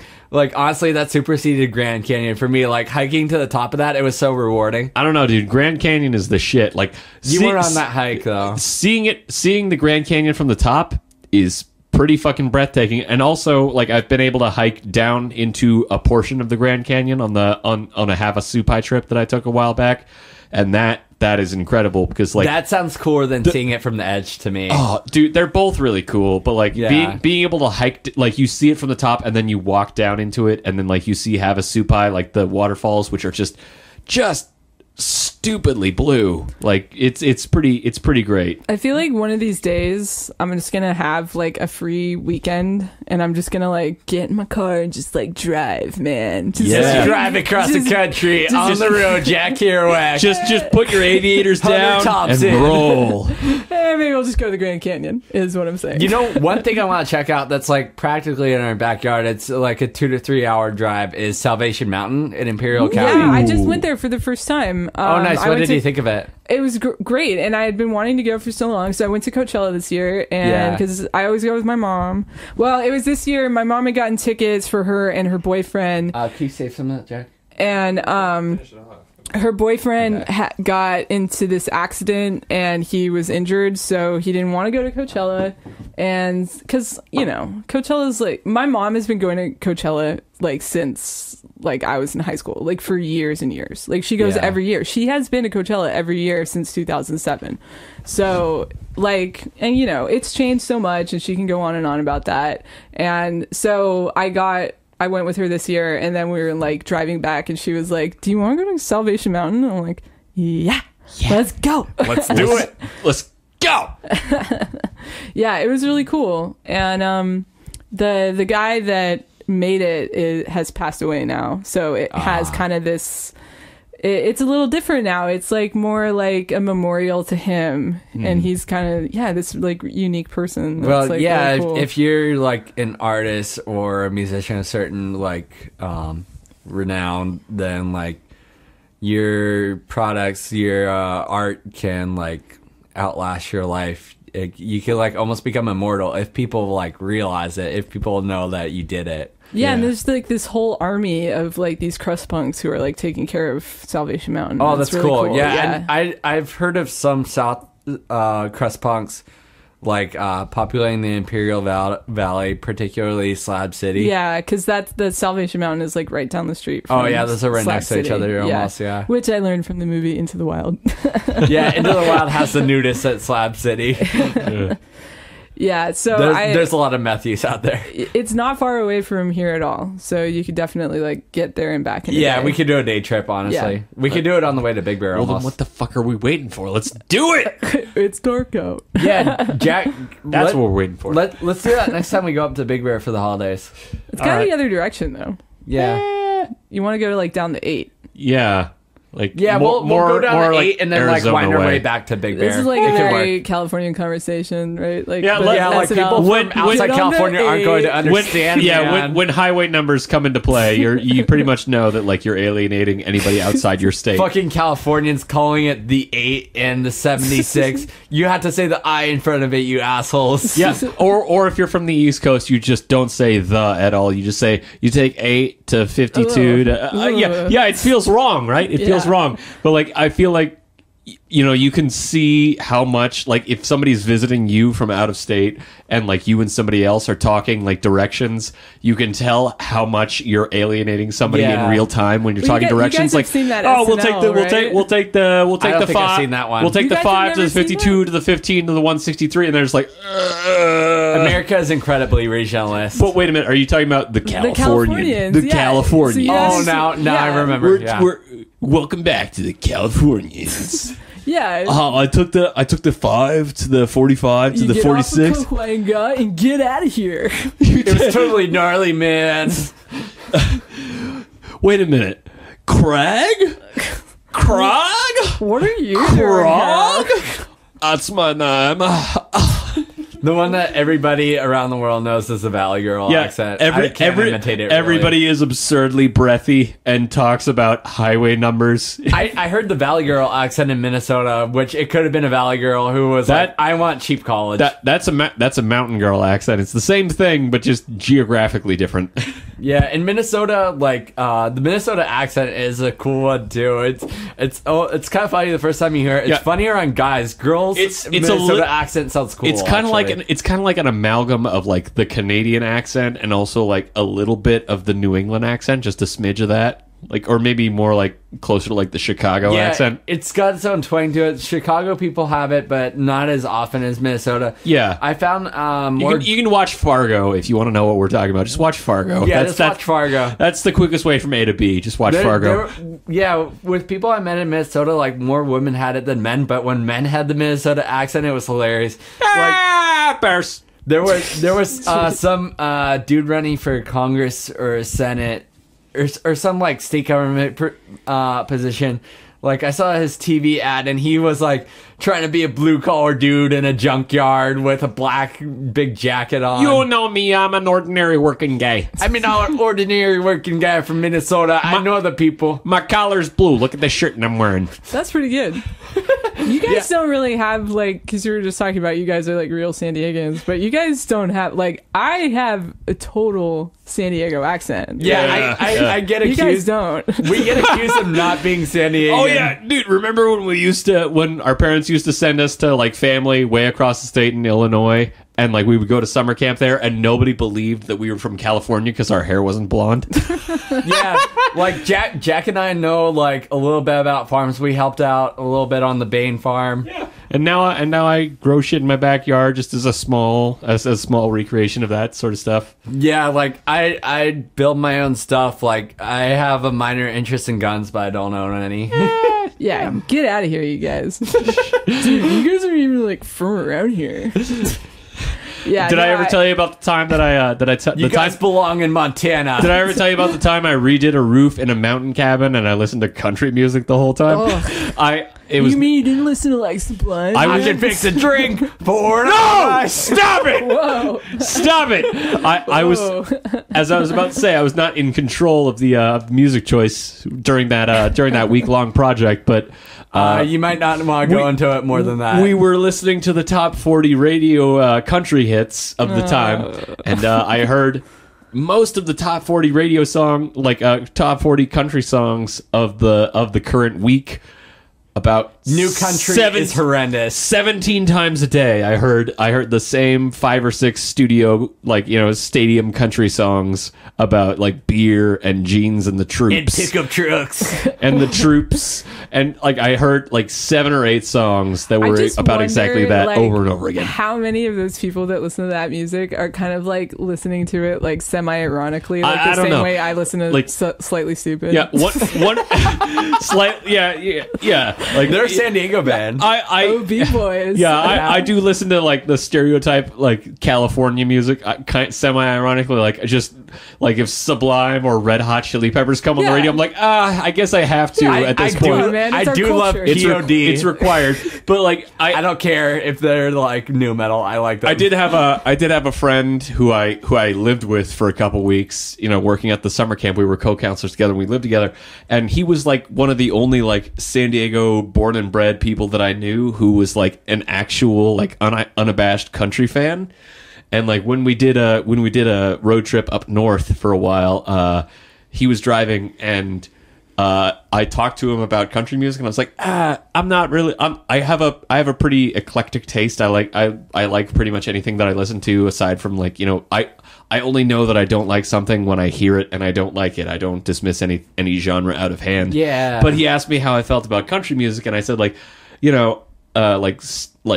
like modern, like stadium country, like, the jeans and the troops and the beer. And I'm like, I just can't get into that. And he's like, oh, thank God. I talked to all the other people. Like, I don't know that many people around here who like country music, but when I talk to them, they like that, and I just can't get behind it. I'm like, finally somebody who can meet me in the middle. Like, I do like some like genuine, like angry working class country music, like Johnny Cash and Hank Williams are good. Oh sure, yeah.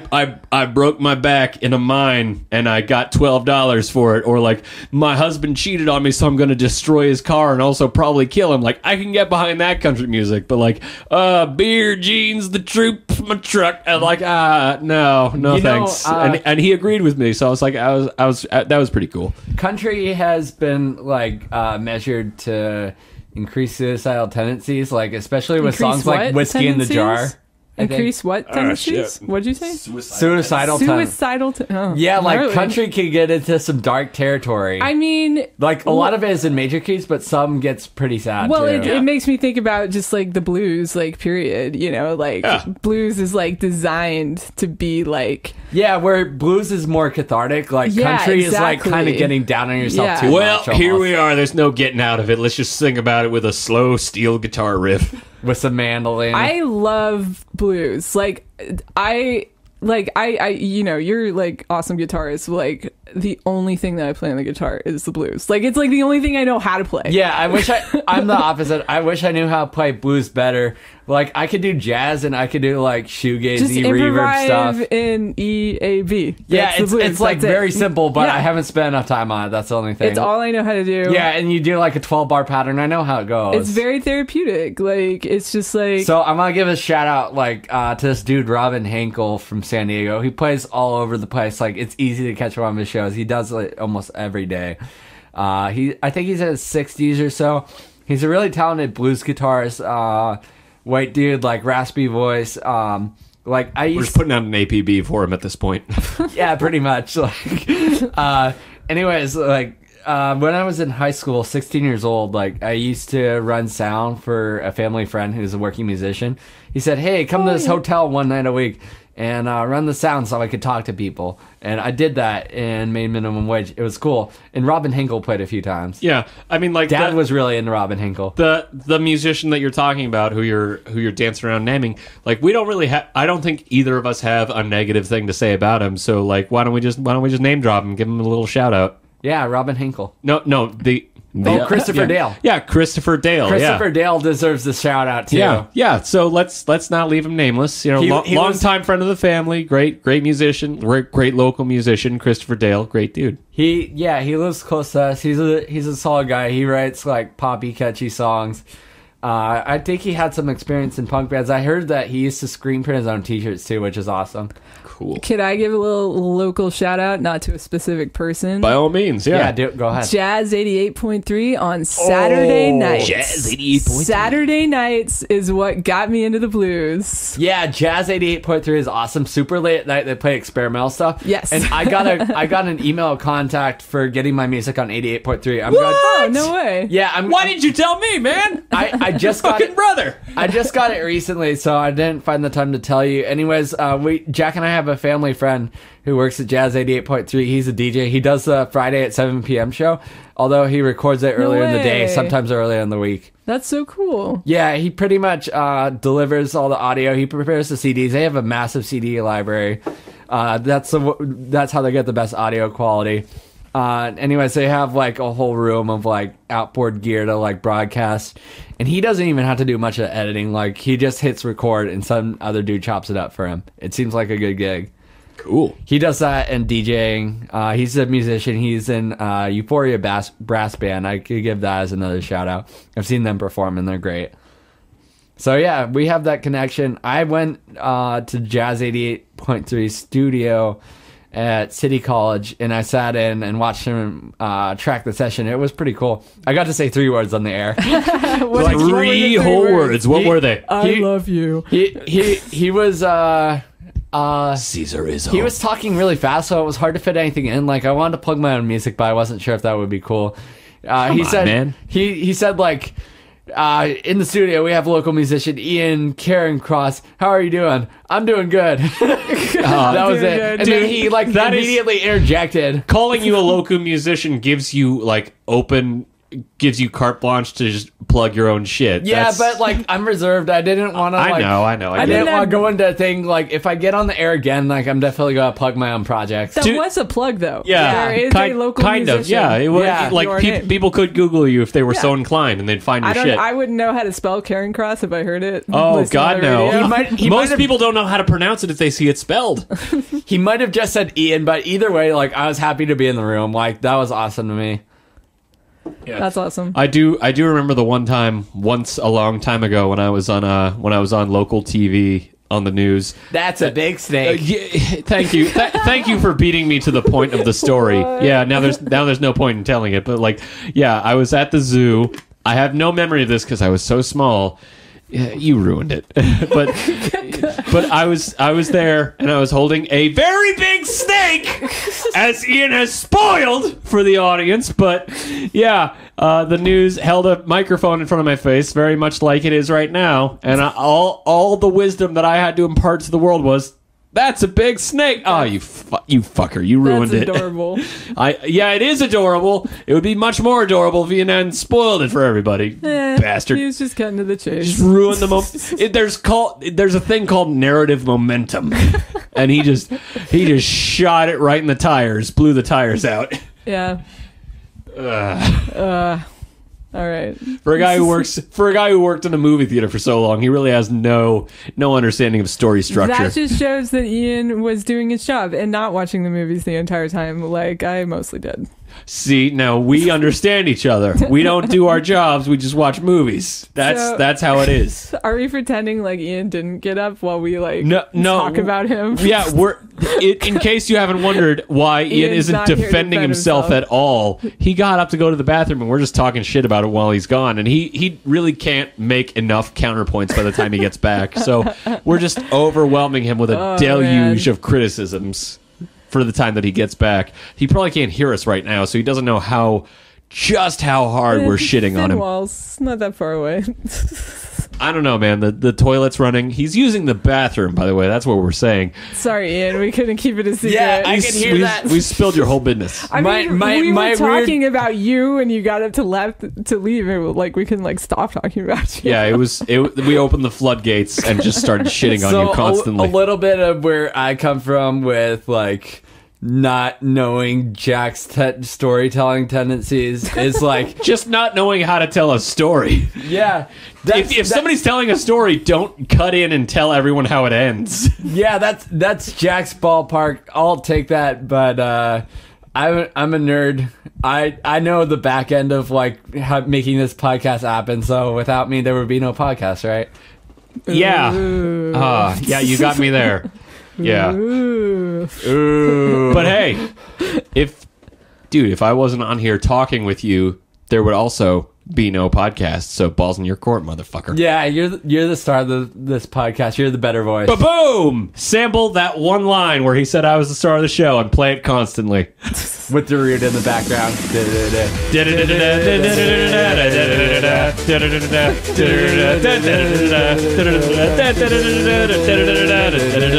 Because it's the truth, and that is the song that accompanies truth in this world. Deal with it. Jack and I are the yin and yang to each other. Like we get along mostly well. We try to butt heads more on this. I could add this it's out like Because contrived. conflict is the Yeah, essence of that's story. Yeah. Yeah, that makes sense. I try to follow Jack's improv technique of yes and I'm still Yes, working on and, it for sure. and then Jack tries to use proper microphone technique like I tell him to. Yeah, it's hard because I don't know what the fuck to do with this thing.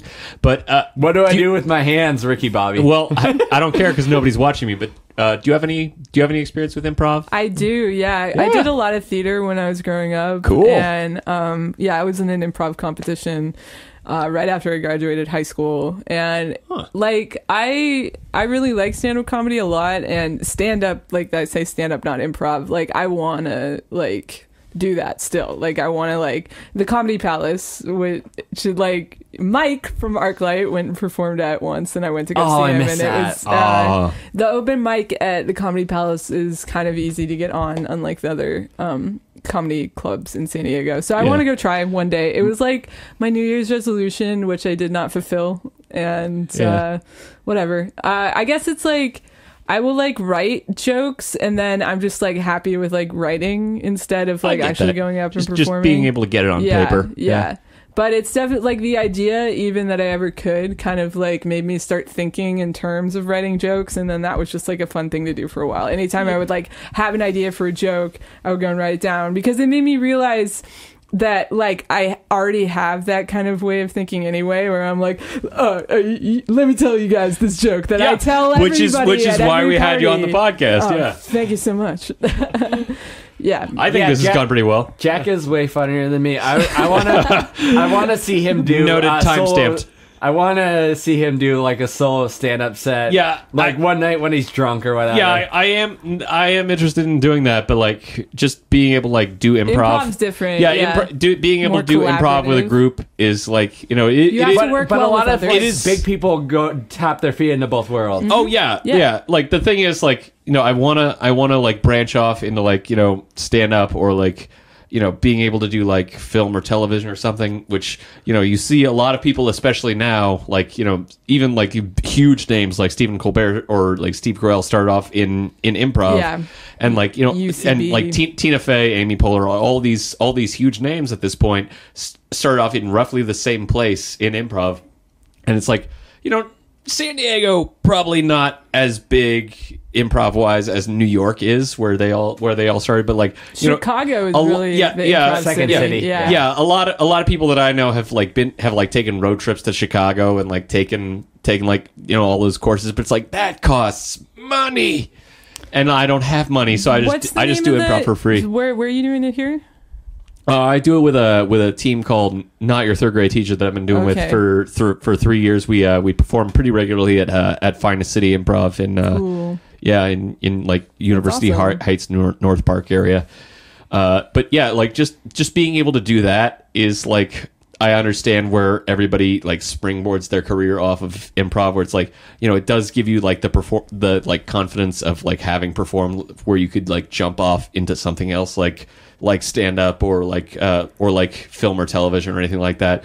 I've actually done like a workshop with my team with Craig Kukowski, who it's like, maybe you don't know him by name, but like if you'll know him if you see him. Like he's been in like everything comedy wise. He's done spots in like Community and stuff. He's done a ton of appearances in Drunk History. And like I love Drunk History. Yeah, he's been like a character in Drunk History multiple times, and I've done like he started in improv. He kind of like, he was one of the people who like kicked off the format that my team does now, the JTS Brown, like back in like the 80s and 90s, and so we learned a lot from him. And it's like I am like ramping up to like, you know, branch off into like other things that people typically like jump off to from improv, but like for now I'm just happy like being on a team that like has my back, and like, you know being able to like depend on people when you do crazy shit in front of an audience, where it's like, you know, once you go into something else, you do crazy shit in front of an audience and there's really nobody to have your back, so you got to have your own back. So it is a huge jump, so it's just preparing for the next thing. So I had something that I relate to within a creative field. As many people who know me could probably guess, I really like producing and engineering audio music altogether. What? Yeah, Jack's totally surprised here. That's genuine. Anyways, like production and engineering, it's totally something you could teach yourself nowadays. Like there's endless YouTube videos and like instructables and guides. Guides by DollarShaveClub.com. Guides by Dollar Shave Club and Casper mattresses. anyways, you could DIY the whole thing, but it's helpful to like take a community college class and like learn the fundamentals and use good equipment. You could say like, yeah, I've worked with a Manly Vox box, I've worked with Avalon compressors and like Neve preamps. Like just roll with it. That's what I do. This is all nerd talk here, but you can transition that into like employment opportunities somewhat. Yeah, and you know, I started with my improv team, not your third grade teacher, as like at community college. I met all those original people from the team at community college. It was technically a college team for a while, which is why we were able to do like college improv festivals, college improv festivals. We did them like at SDSU or even all the way up in LA. We're not actually a college improv team anymore because none of our members currently go to community college. We all dropped out like normal people or went to a different school. So yeah, we're not a college team anymore. We're just an independent team. But like, I met all of those people.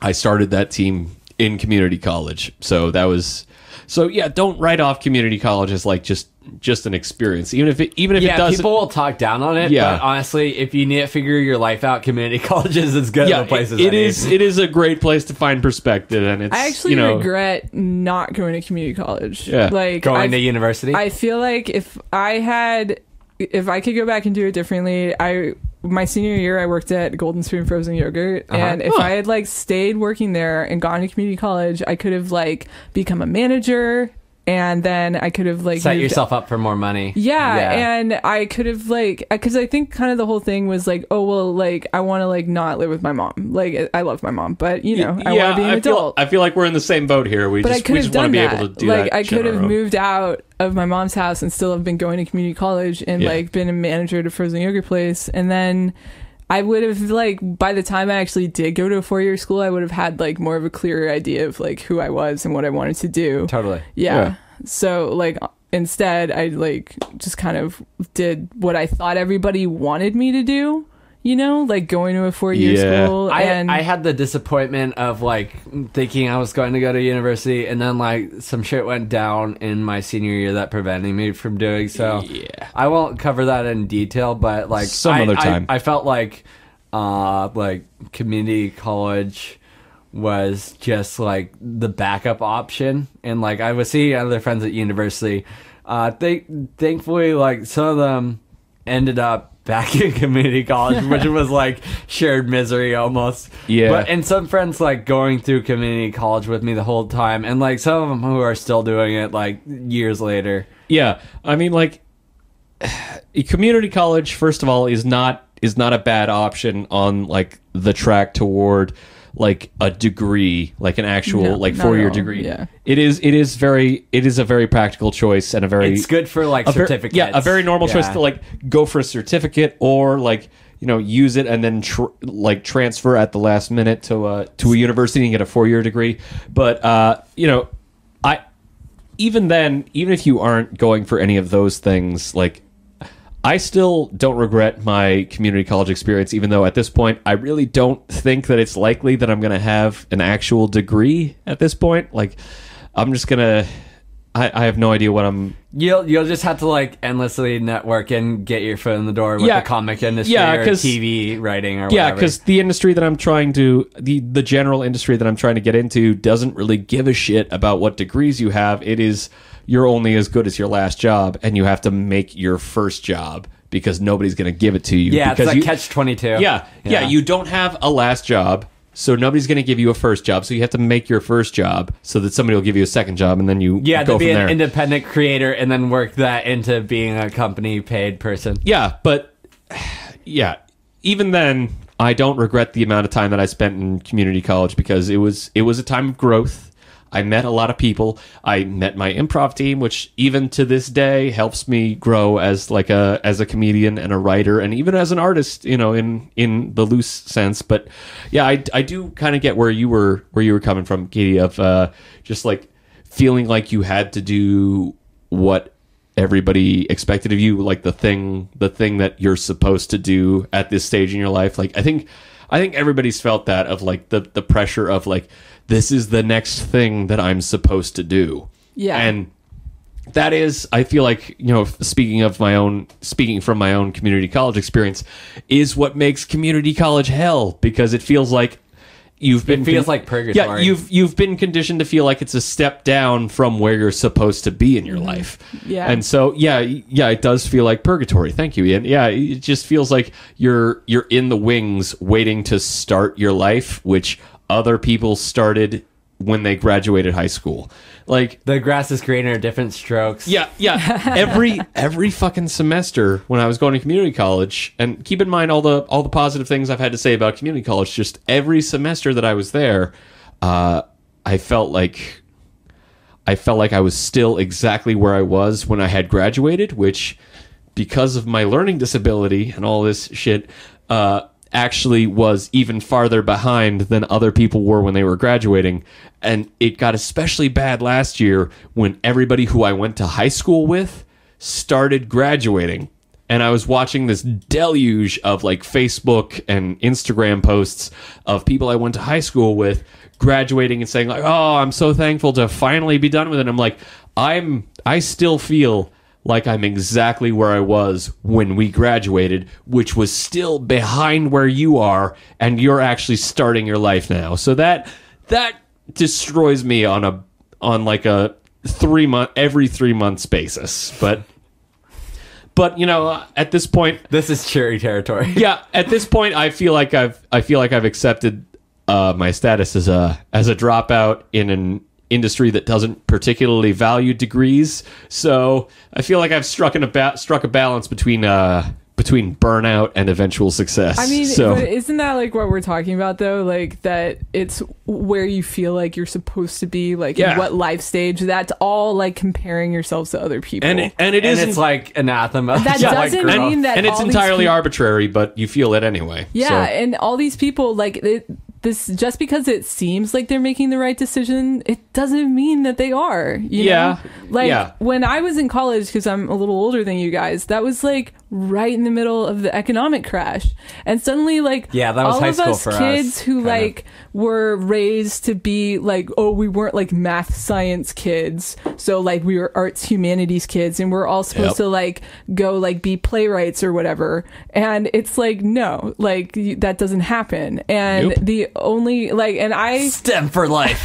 No, dude, you're gonna be doing like like writing ads or doing graphic design for some shitty startup. Even. I wish. If you're lucky, I wish I worked in a movie theater. Do you know how many dicks I would suck to do a shitty advertising job?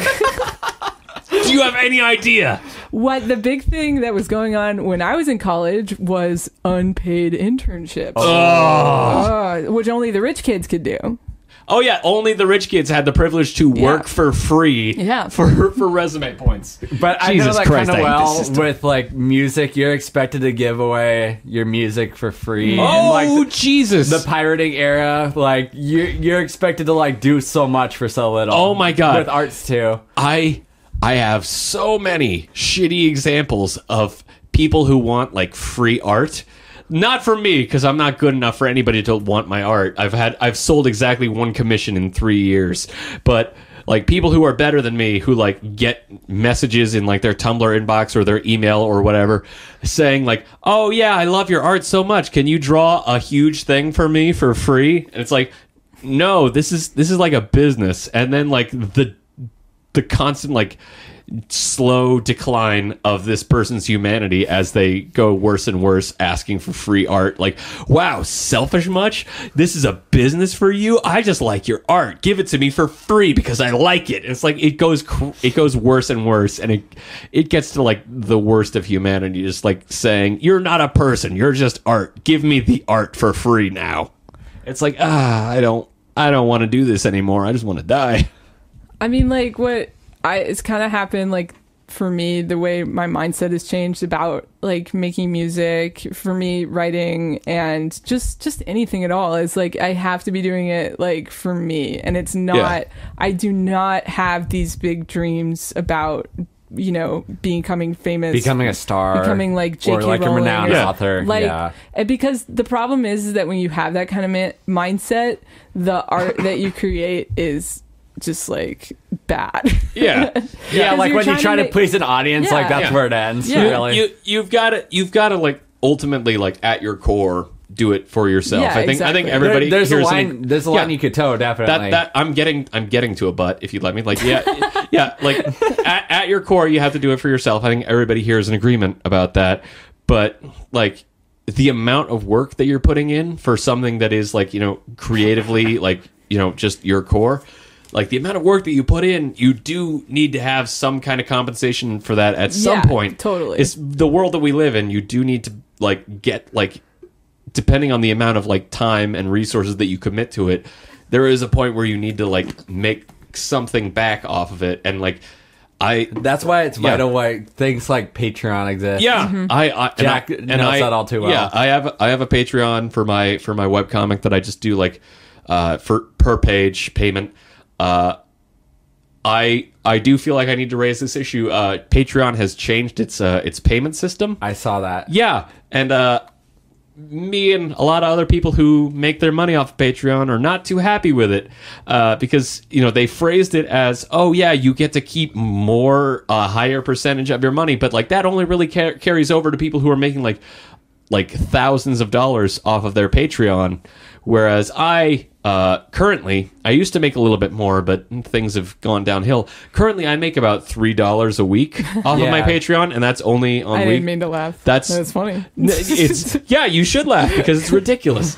But yeah, I only make $3 per page, and that's only on weeks that I update. So $3 a week as long as I keep churning out pages. But the new payment scheme for Patreon is great for people who make like thousands off of their Patreon. For people who like thrive off of dollar donations, which is exactly what I do. I have 3 people who support my Patreon for $1 a piece, and It's grasping for pennies. Yeah, people like me are very much gonna lose quite a bit of money off of this new Patreon payment scheme. So Patreon, clean up your shit, please. Sponsored by Patreon. Sponsored by Patreon. Yes, sponsored by Patreon. Please. Jack and I have both been sponsored by Patreon at one point. Please, I Patreon, don't deactivated kill mine me, but because it didn't seem to be worth it for me at the time. Like I was giving exclusive songs to family and friends, and I had like a donor back out. I won't name who. I don't really blame don't them. name names, man. No names. I love you, donor who donated to me for a while. Yeah. Anyways, I'm not doing a Patreon currently. I would consider redoing it, but I would probably release on the month versus the week. Releasing weekly was too much for like full songs. Yeah, with the old payment scheme, it seemed like doing per installment. Like you can do a payment scheme where it's like per installment. So I did it per week since I update my webcomic weekly. That seemed like it made sense for me with the old payment scheme, but now it feels like you might want to switch to monthly. I might want to switch to monthly at this point because like it just you just give them like 2 to 3 pages, whatever. Yeah, but then like all the people who are currently subscribed to my Patreon would have to update like their payment system, which so I would be making less money even now. Unless they each individually change their subscription. So yeah, I don't know. Yeah, you need to get on MTurk. I should show you how to do it. You could figure it out. Probably. You've been doing that? Yeah. Gnarly. That's cool. Oh, you're familiar. Yeah. It's been around for a while. Yeah, when I first got back from Spain, between getting back and then having my substitute credential, like I was kind of like, just doing anything like for money, including a lot of online surveys. That was like my big one. Yeah, the online surveys are pretty easy for the most part. Yeah. You could also see my tablet and phone. The tablet kind of crashed, but I run like advertising videos on those to earn me free money. I could leave it going while I sleep. Totally. Yeah. Making money while you sleep. Yeah. Like it's a resume item, I guess. I could sort of embellish what I did. Yeah. That's what you do all the time to get a job. It kind of felt like a video game. Like it the is. whole like I was just kind of like passively doing it, and it kind of was the way my mind was thinking about it was like a video game in that like Skinner box sense of it. Like press button, get reward, press button, get reward, do thing, We're get not reward. the typical demographic for that. And for that, like, I guess like the researchers kind of value us or especially like guys, because it's a lot of like women in their 40s and 50s moms, with kids who are stuck at home. So like if your it kids, works, like, it just works playing on the around like a carpet. home schedule really well. And like I'm kind of in that boat because like I dealt with chronic illness and like I want to watch after my mom too. Like even though she'll say like, no, go live your life, I kind of feel like a duty to be here. Yeah, I mean, like, no, I probably shouldn't talk about this, but like, there was a point where a family relative of ours was over visiting, and they didn't get a day by day view of what this is like, and then our mom had a particularly overt autoimmune reaction as she does on a pretty regular basis, and this was more or less this relative's first time of seeing it, and they just said to me, like, as I was managing the whole crisis and like helping our mom get her meds and everything, and like administering an EpiPen and everything, just shit that I do pretty regularly. After that was over, this relative just looked at me and said, well, that's pretty much why you can never move out of here.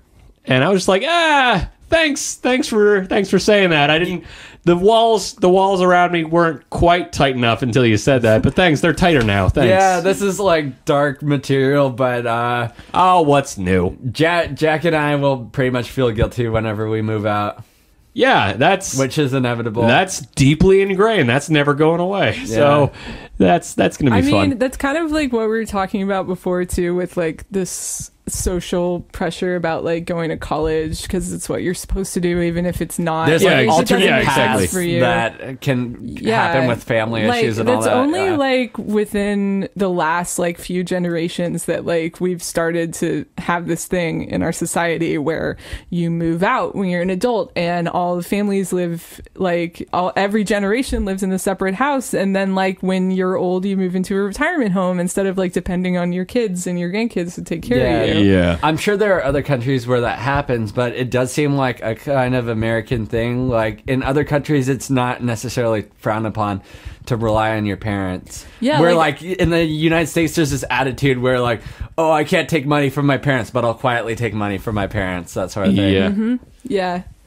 I would much rather like take care of my grandmother than see her like live in a retirement home. She's really young, but like same when the here. time Like comes, whenever the time comes I'm for like happy my to parents, do it. yeah. You know, like it's not like I wouldn't see it as like a burden or like I'm losing my independence or anything. Like, it's like you would feel better about yourself, like being there for your family. I would feel guilty if I didn't. Exactly. Yeah. That's like a lot worse than like doing the work. That's hard. That's hardwired into both of us. We're well used to that. So pretty much to close out here, we're at 2 hours. Just going off of going off of the most recent thread.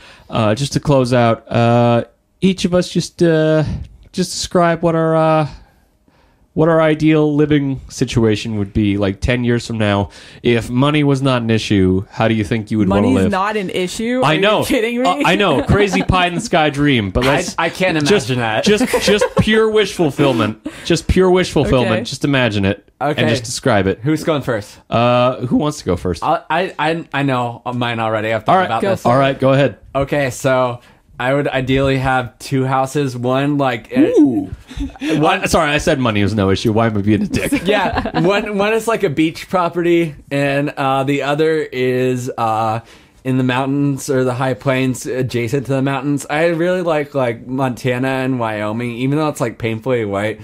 I like the open space. I like to be able to make noise and like raise animals and go for hikes and experience all four seasons and breathe the fresh air too. Like Montana is kind of degrading, at least in the Missoula area, which I've considered because they have wildfires. Wyoming is pure air.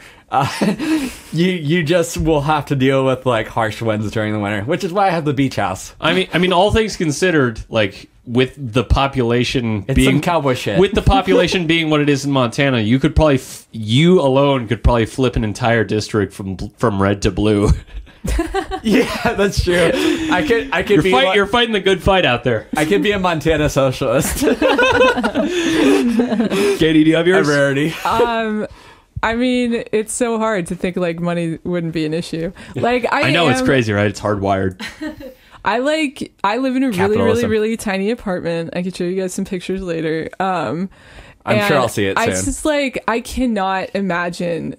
I used to think when I was a kid, when we lived in like a normal sized house and we had like a living room, I used to think the living room was kind of like depressing because we wouldn't go in there. And it was just like this.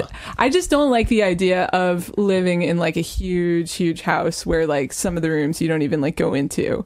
And like the people that have backyards that they don't ever go into their yard. I think that's depressing. Like, I don't want that. Yeah, we utilize the hell out of our yard. Yeah. At least most of it. I grew some hella corn back there a while ago. So I would have like, my grandmother RIP. owns a house in Normal Heights that's like a 2-bedroom cool old house, and my great grandparents used to live there.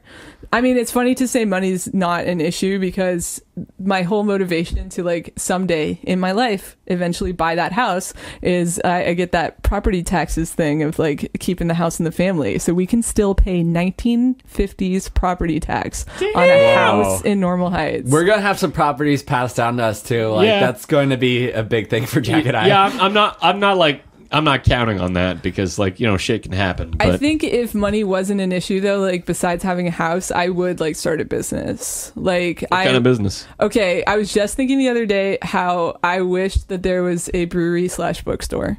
Oh, that sounds awesome. That I would sounds attend so that. cool. Nobody steal my idea. No, Copyright we're not going right to steal here. that idea. Copyright Katie Kindle on it. We don't have the intelligence or initiative to steal that idea. Yeah, because I do make beer like for fun, and obviously Nice. every home brewer dreams of like having a real brewery. But yeah, and then I would probably just like put it in the hands of somebody smarter than me, and Something like, I saw just that's be like really an absentee owner whenever I feel like it, and travel a lot. Yeah, in Japan, they had, or in Japan or Sweden, maybe both. They have a book hotel, so like there's like cubbies sort of with beds, That's mattresses, awesome. and you just pick a book from like outside your bed, and then you just cuddle up to read it. Like Oh, that's devices so off, awesome. just like book heaven. Do you have any idea what you would want to name your brewery/bookstore? Well, so I live in this really tiny apartment right now, and I call my apartment the hallway because the first night that I slept in that apartment, I felt like I was sleeping in a hallway between two parking lots. And so I call my apartment the hallway, and which means that I've named my little homebrew operation the Hallway Brewery. So we'll just keep it up, like even That if actually- I that actually does sound kinda expand catchy. into like stone size brewery, which would never happen because I wouldn't want that. But like I would. That's still a little call it the too hallway. much. Like just realistic dreams. Yeah. Yeah. But that does sound pretty fucking cool. Yeah. Like brewery/bookstore. Like you could use all the wall space as shelves, which normally is just bare walls in a brewery. So it's like, yeah, that's probably a good place to like blend two businesses where they don't like overlap and get in each other's way too much. I like reading. I like beer. I mean, who doesn't? Yeah, exactly. All right, Jack. All right, it's my turn. I broached the subject. It's Yeah. time for me to pay off. Jeez. I it's weird. I have like weirdly specific but also kind of vague views of like what like my ideal living situation is like in the future, but like generally like I want to be living like on the edge of a city, like not completely out in the middle of nowhere, but like in nature, but like able to like commute easily into the city for like anybody who lives in the city For nightlife. yeah, or who works in the city. Like my ideal job is working in like comics and animation. So like comics you can mostly work from home, but animation you have to work with a team, which means you have to work in like a centralized location, probably close to like LA. Sorry, I just made a boomerang. Sorry, Katie Jack. just Snapchatted her Instagram story. Social media tie-in. Millennials. But yeah, you close enough that that anybody who wants to can commute into the city for like nightlife or for jobs or anything, like especially for my ideal job in comics and animation. Hello, yes, social media again with. Are you filming me? Are you filming me right now? Now I am. Oh, god damn it. Turn the camera, you bastard. I'll turn it to Katie. All right. I would like to be able to get through my thoughts without being filmed every 10 seconds. Sorry, Jack. No, We're not it's all right. You started it, but he continued it. He's the one to blame. So anyway, as I was saying, just be able to commute into the city for, my kind of ideal job situation, but being able to live mostly in nature with like trees and shit, and like being able to live like on a house on a hill, like overlooking a bunch of trees and possibly like a lake or something. But like especially like this is like when it's getting especially specific is like not being the only person living on that hill, not the only house on the hill, like one or two other houses up there where like friends of mine live, and like we all like all the houses like face in like a different direction, overlooking like a different part of like the trees and the lake and such. And like in the middle, in between all those three houses, like there's this flat part of the top of the hill where we just turn into like farm space and grow like corn and you're a good old Midwest boy. Growing some corn. Having never like properly been to the Midwest, but like I've been to the Midwest. Not like not live there. Not live there. Yeah, so I'm not a good old Midwestern boy, but I would want to just like grow corn like I've grown in the backyard, or like watermelon, spinach, all kinds of stuff, like fruits and vegetables, and maybe like on the roof or something, grow a little bit of weed. And so yeah, like and like have like down the hillside have like apple and lemon trees and stuff, so that I can like have fresh apples and lemons, and just basically for the most part just eat and smoke whatever I grow, and just live my own life. Sounds like the dream. Live with people I know, and just like I can just press apples in like a cider press or something, and make hard cider on my own, and all kinds of stuff. Yeah, you already have experience with that. Yeah, I do a little bit of home brewing, like maybe myself or somebody else I know, or like my spouse or whatever, takes up beekeeping, and then we have honey, and then we have honey for all kinds of like stuff. How you want to leave for that mead. for your wife? Like No. she can do that. Yeah, well, I mean, like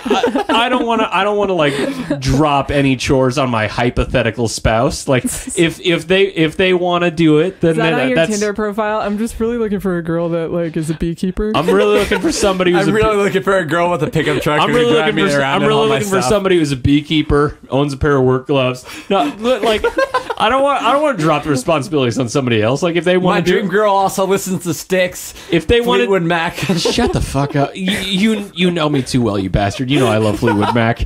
But yeah, just like one of us, like either myself, my spouse, or one of our friend neighbors does beekeeping, and so we can have honey and like make hard cider and mead and all kinds of shit that I want to make, and then we just live our crazy hippie lives, and we go into the city when we need to for work chill. and such, but it's just chill. It's just off the grid.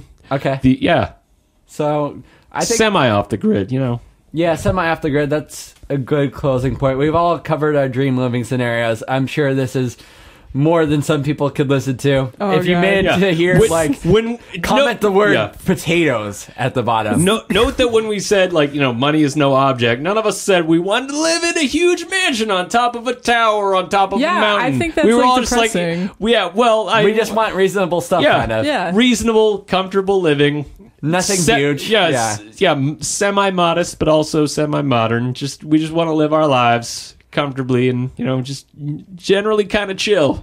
Share your dream house with us. Tell us how we're wrong and how the ideal living situation. This is going to be the end of the podcast, I think. Yeah, I think we've been wrapping it up for a while. We've set this. We've pretty much set this up as like the cap for the episode. So we're just gonna sign off here. This has been Jack. This is fun, guys. This has been Ian. Yeah. It was great to have Katie on. Thanks, guys. Thank Thanks you for very having much, me. Katie. It's been great having you on. This is Oh Well You Bastards, number 3. Number 3. Numero tres. This is the third one. I'm honored. Can you believe it? it? Should the episode title be the Katie Kindleon Project? Sure, why not? Why not? Right at the last minute, Actually, you let's established not. the title. I don't want to be Googleable. This is probably not going to top. Project. This All is right, this is probably that's not going to okay. pop up in the top 10 Google results. You'd be Yeah, we're not going to be that popular. not a I don't common think. name. If you want to find this, you're gonna have to like search your name and then go on to like page 2 or 3 of Google, which no one has ever done. This is it. Goodbye.